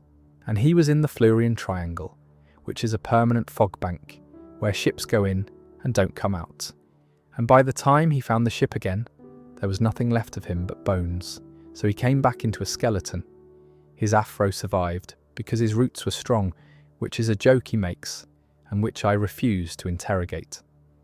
And then he floated in fog for 50 years, alone, on a ship full of his dead friends, in a fog bank with no navigation, going nowhere. And I want to be careful here because the way Brooke is written is one of my favourite things in the series, and it's easy to miss. The horror of Brooke is not that he died. He's fine about dying. He makes jokes about it constantly. He asks women to show him their knickers, and then says, "Yo ho ho ho," and does a bit about how he has no eyes to see them with. He's the most relentlessly cheerful character in the show. The horror is the loneliness. 50 years of nobody. Not a fight, not a monster, just an absence of anyone to talk to, in the dark for half a century, on a boat with your friend's bones.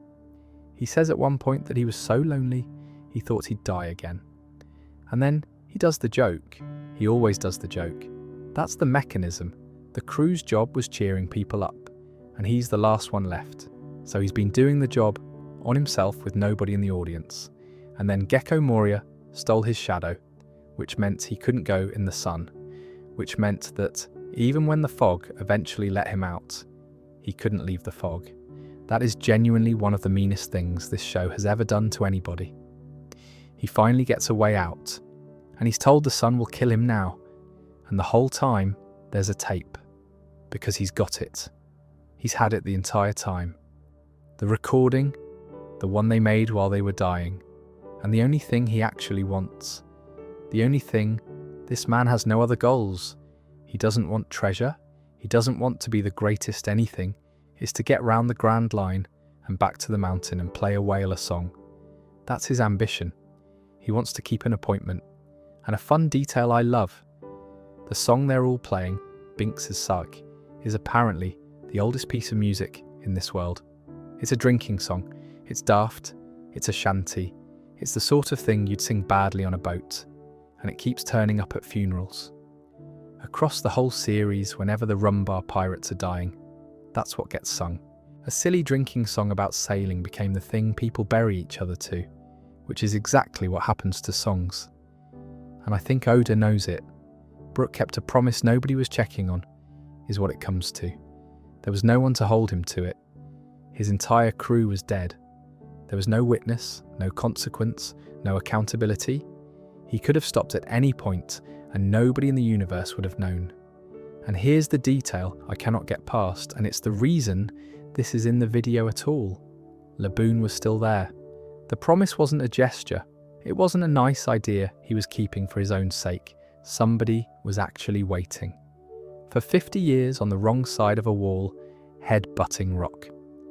Everyone in the story assumes the whale's dead, obviously. It's been half a century, but Brooke says he's going to see him anyway, hoping he's still alive. And the whale's alive. They were both keeping it. Neither knew.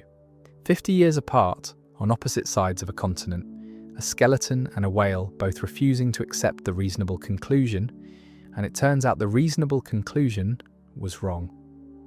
Which is not a lesson I'd want to build a life on, honestly. It's not reliable. Most of the time the whale isn't there, but sometimes it is. And there's one more piece of this and then I'll leave it, because I think it's the quietest bit of writing in the whole series. Luffy meets Laboon first. Chapter 1. 100 and something.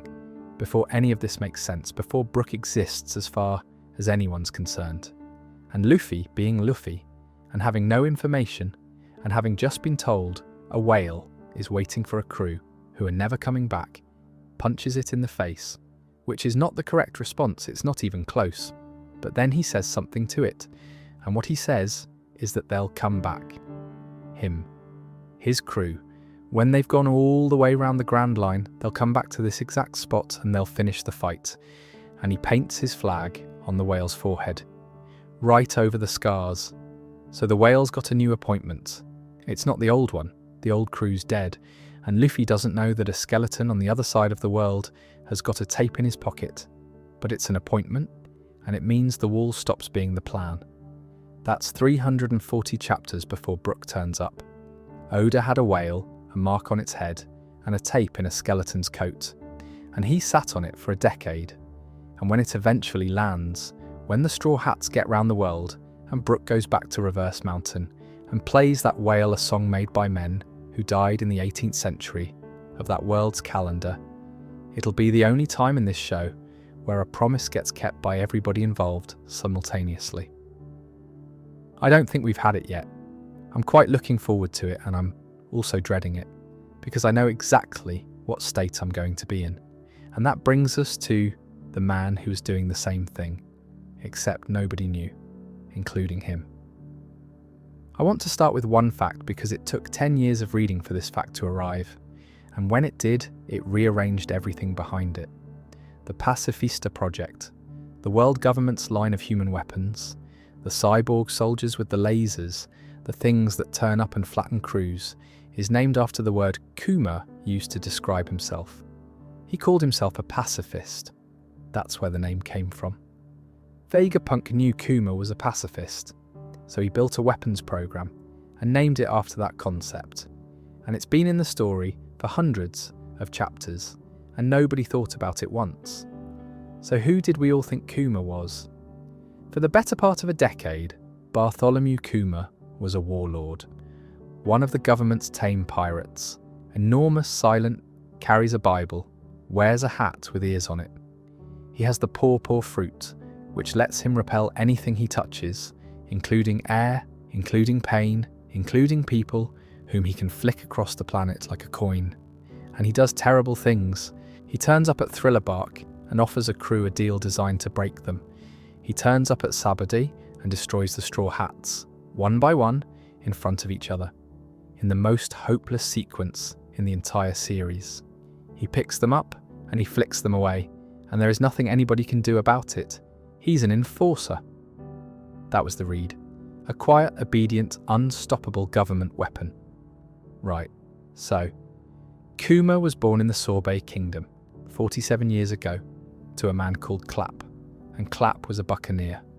The Buccaneers are a race the world government has been hunting to extinction for centuries. Not a nation, a bloodline. That's the crime.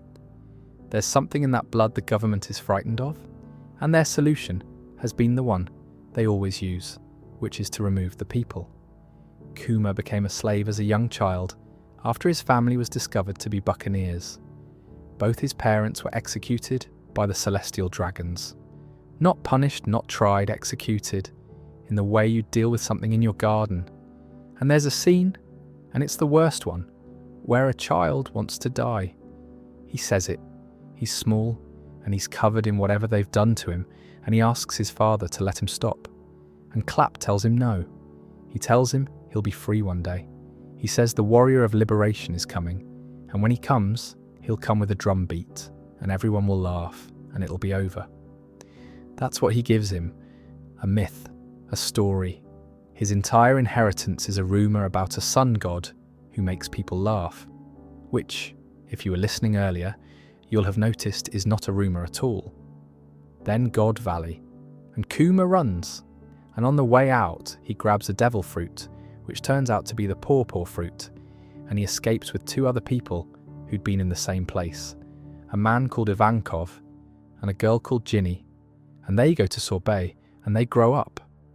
Now here's the fire, and this is the one that tells you everything about him.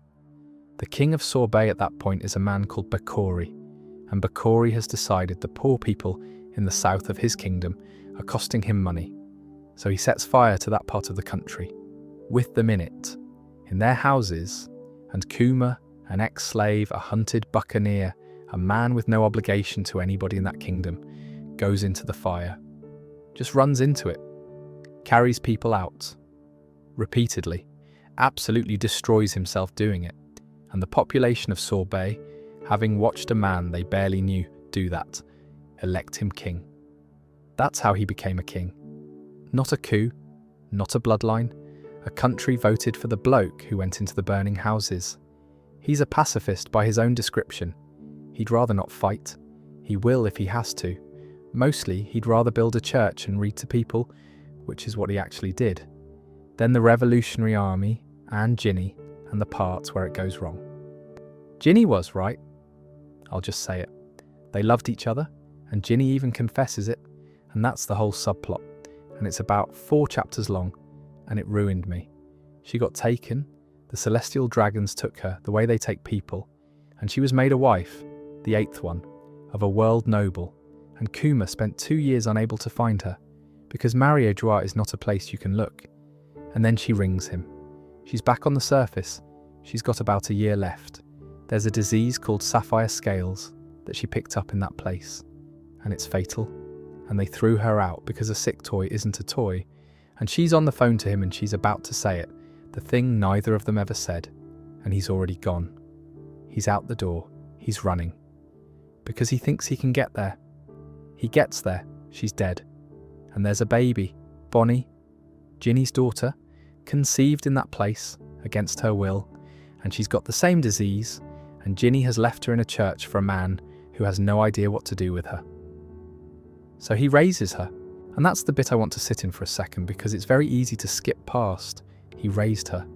For years, this enormous, quiet, wrecked man raised a small, extremely loud child in a church in a kingdom he used to be king of.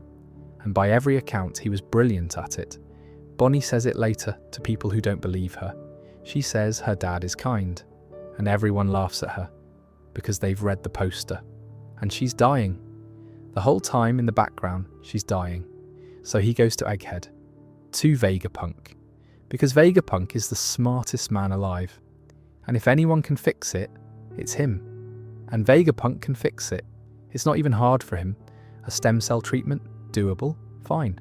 But Vegapunk does a blood test because he's a scientist and he's curious. And he finds out what Kuma is. And he wants the body. He's been trying to build clone soldiers for years, and he's never had a template that would hold, and here's a buccaneer. So he makes an offer. Blood for the cure. And Kuma says yes immediately, obviously.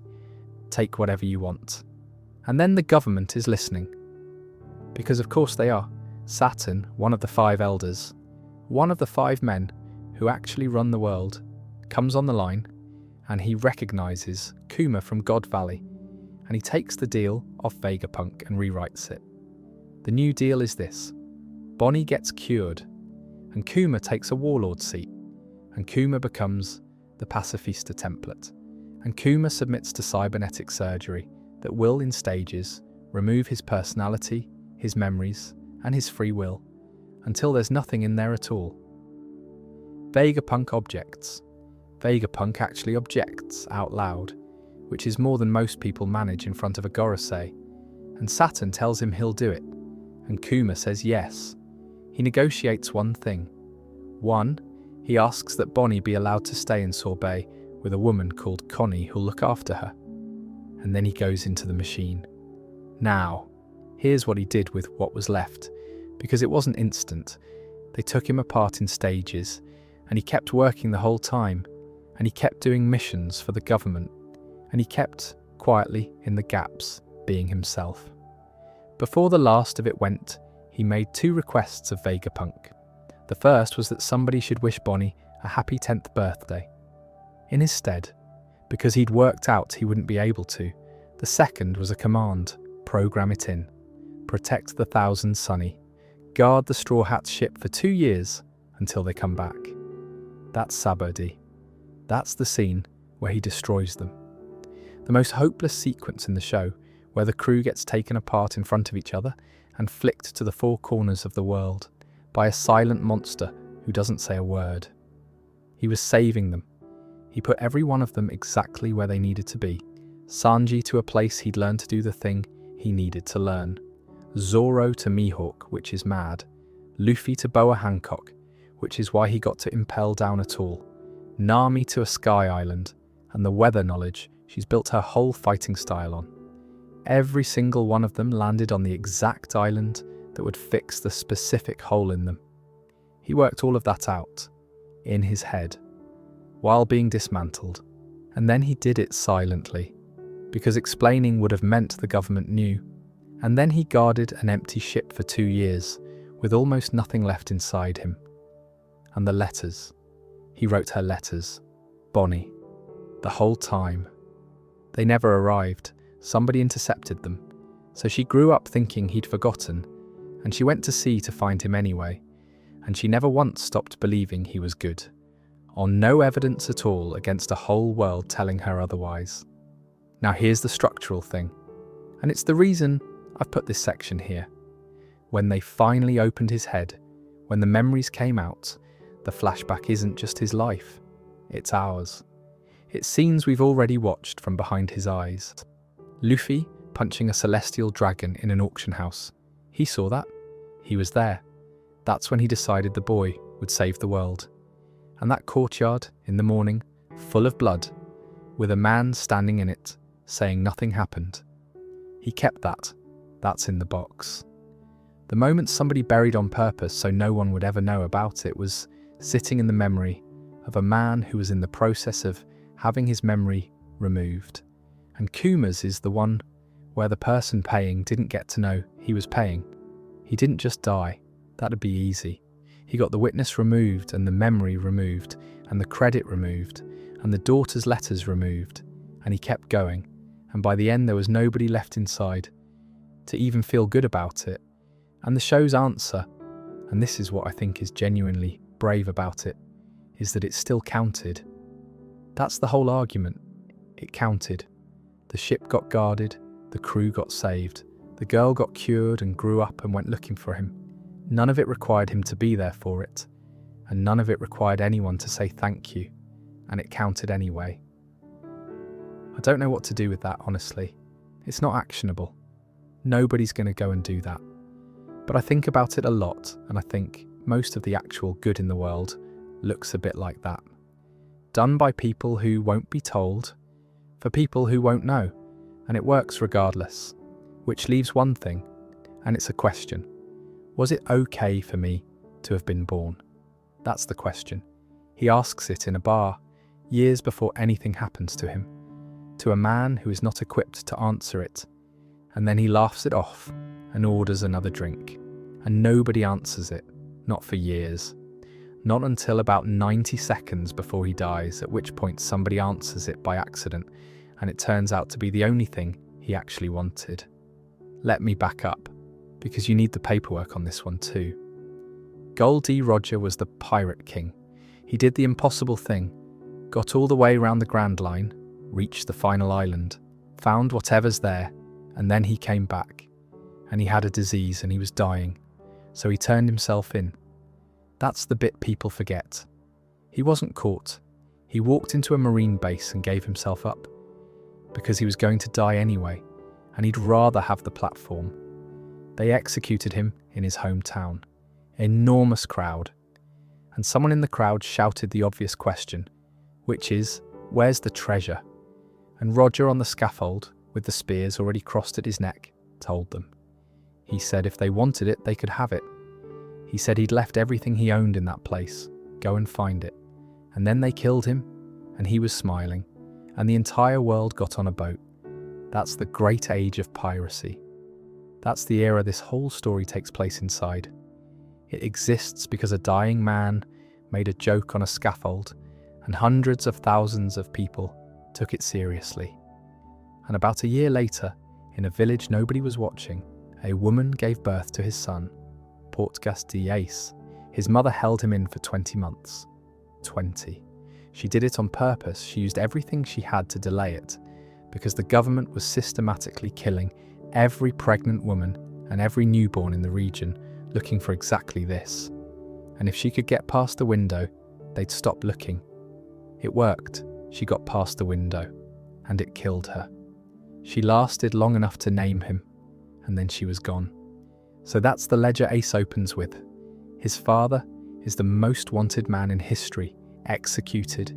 His mother died producing him, specifically because producing him was hard enough to be fatal.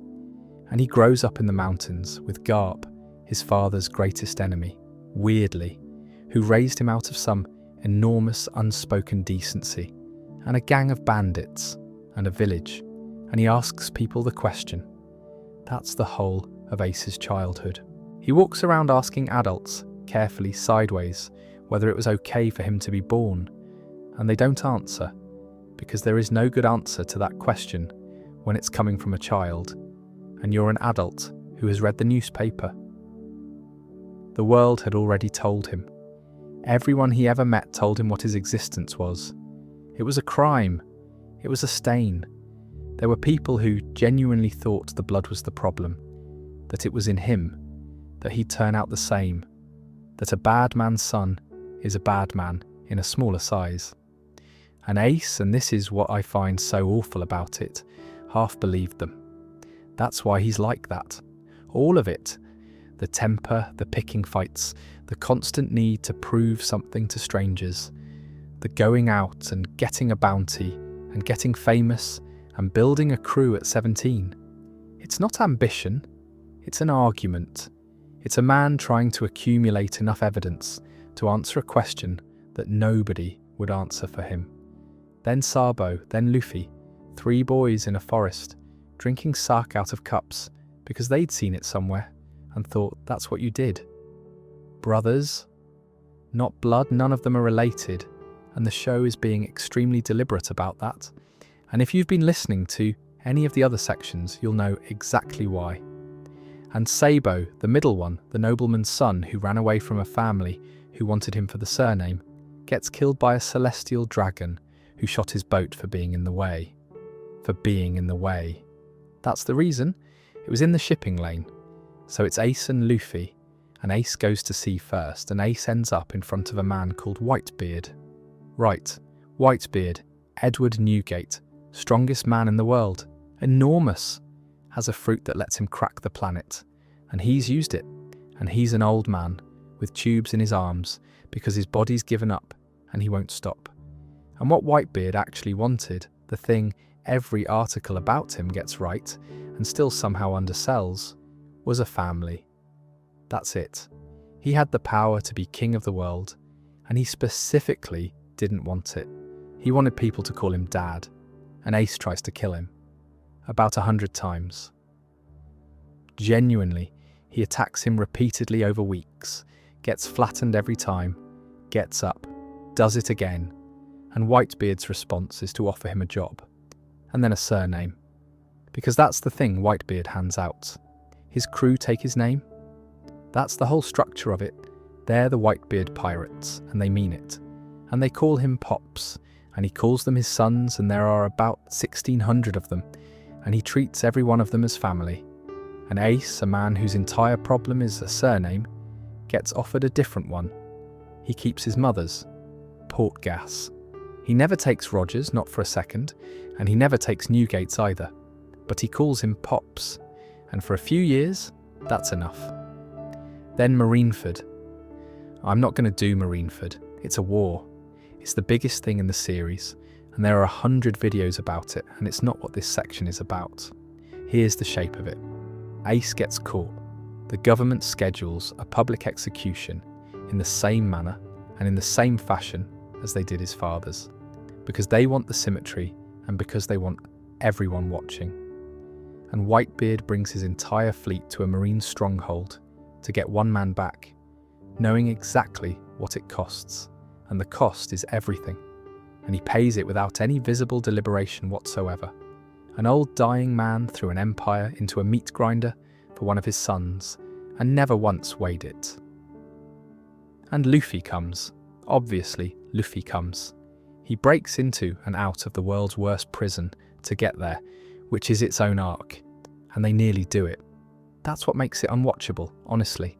They get him. The cuffs come off. He's free, he's standing there, it's over, they've won. And then somebody says something about his father, and Ace turns round. That's how it happens. A man says something about Roger and Ace, who has spent his entire life being told what his blood is, who has never once been able to let it go, who has built a whole personality out of not being able to let it go, cannot walk away, and he dies for it, in the most stupid, avoidable, entirely in character way possible. He'd already won, and he turned round. And what he says at the end isn't about pirates. It isn't about the treasure or the king or the Grand Line or any of it. He doesn't mention Roger. He thanks them for loving him. That's the sentence. He thanks his crew and his brother and the old man for loving him. And the thing underneath it, the thing that took his whole life to get to, is that he'd finally got his answer. It was okay for him to have been born. Not because he'd achieved anything, not because he'd cleared his name, or proved the blood wrong, or done anything at all with the bounty and the crew and the fire, because about 1,600 people turned up. That's the answer. That's the only answer that was ever going to work. And he couldn't give it to himself. And he spent 20 years trying, and in the end, somebody else had to hand it to him. There's one detail from before Marineford I want to add, because it's the setup for the answer, and it's easy to miss. Ace had a crew, his own. The Spade Pirates, he built them himself at 17, from nothing, and they were good, and he was their captain, and they thought the sun rose out of him. And when Whitebeard offered him the surname, Ace's crew told him to take it. They did, to his face. His own crew, the men who followed him, who'd built the thing with him, looked at what was on offer and told their captain he should go and be somebody else's son. And they'd come too, because obviously they would. Nobody ever asked Ace to prove anything. That's what I keep landing on. Not one person in his adult life ever asked him to justify his existence. His crew didn't. Whitebeard didn't. Whitebeard's whole thing was that he didn't care what you'd been. Luffy has never once, in his entire life, considered the question. The only person still holding the trial was Ace. He was the prosecution and the defence and the jury, and he'd been running it since he was about 6, and everyone else had left the courtroom years ago, and he hadn't noticed, which is, if I'm honest, the most recognisable thing about him. That's not a pirate problem. That's just a very common way to spend a life. Right, the will of D. Nobody knows what it means. That's not me dodging, the story genuinely hasn't said. There are people scattered across the world with a D in their name, and the government is frightened of them, and has been for as long as there's been a government, and there's a running observation that they all smile when they die. Roger smiled. Saul smiled, frozen on a beach. Ace smiled, and what gets said around it, over and over, in different mouths, is the idea of inherited will. That people die, that's fine. Dreams don't, or rather, dreams get picked up. Somebody carries it, the tide changes, and the same thing turns up in a different person, and the government spends 8 centuries trying to kill an idea and cannot do it, because it isn't in a person, it's in the handing over. Which is, if I'm honest with you, the thing this entire video has been circling for 2 hours, without me saying it. so I'll say it now, and then we'll stop. Nobody in One Piece earns their right to exist, not one of them. Every single person we've talked about tonight was told, in some way, by someone with the authority to say it, that they should not be here. Robin at 8, with a number on her head. Kuma, born into a bloodline the world was deleting. Chopper, shot at by both species. Nami, priced. Sanji, a mouth to feed on a rock. Usopp, useless on a ship of monsters. Ace before he'd done anything at all. And not one of them argues their way out of it. That's what I find so unusual about this story. Nobody in it wins the argument. Robin doesn't prove she deserves to live. Ace doesn't prove the blood was fine. They don't earn it. Somebody hands it to them. Usually badly, usually too late. Usually somebody who then leaves or dies or gets frozen or gets their memory taken out with a machine. And it works anyway. Anyway, where we actually are if you've not been keeping up. The story's in its final saga now, the 11th one, which is a mad sentence to type about a comic. The Straw Hats are on Elbaf, the Giant's Island, which has been sitting on the horizon of this story since about chapter 120 and has taken 25 years to arrive at. Oda did his Jump Festa message in December and said he wants Elbaf finished this year, and the next thing started. And the anime's changed. For the first time since 1999, it's seasonal now. 26 episodes a year in 2 blocks, because the alternative was running the animators into the ground forever. I think that's the right call, and I also think the people who've been watching it weekly since they were 9 are quietly a bit lost about it. So it's ending. Not soon, but it's ending, and that's a strange thing to sit with. I keep coming back to that thing Oda said about the record. He didn't talk about the number. He said the thing that gets him is people writing in to say they made a friend through it, and that a number that big might be able to bring that many people together. Which is, when you line it up against everything we've just gone through, the same argument the whole story's been making, it isn't the treasure. It was never the treasure. It's that somebody handed you something, and you're still carrying it. There's loads I haven't touched. Wano and Odin, which is a whole thing on its own, and probably deserves its own night. Fishman Island, and the cycle of hatred, which I've got a lot of opinions about.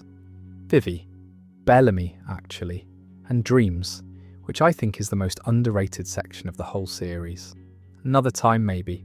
Right, that's me. Sleep well.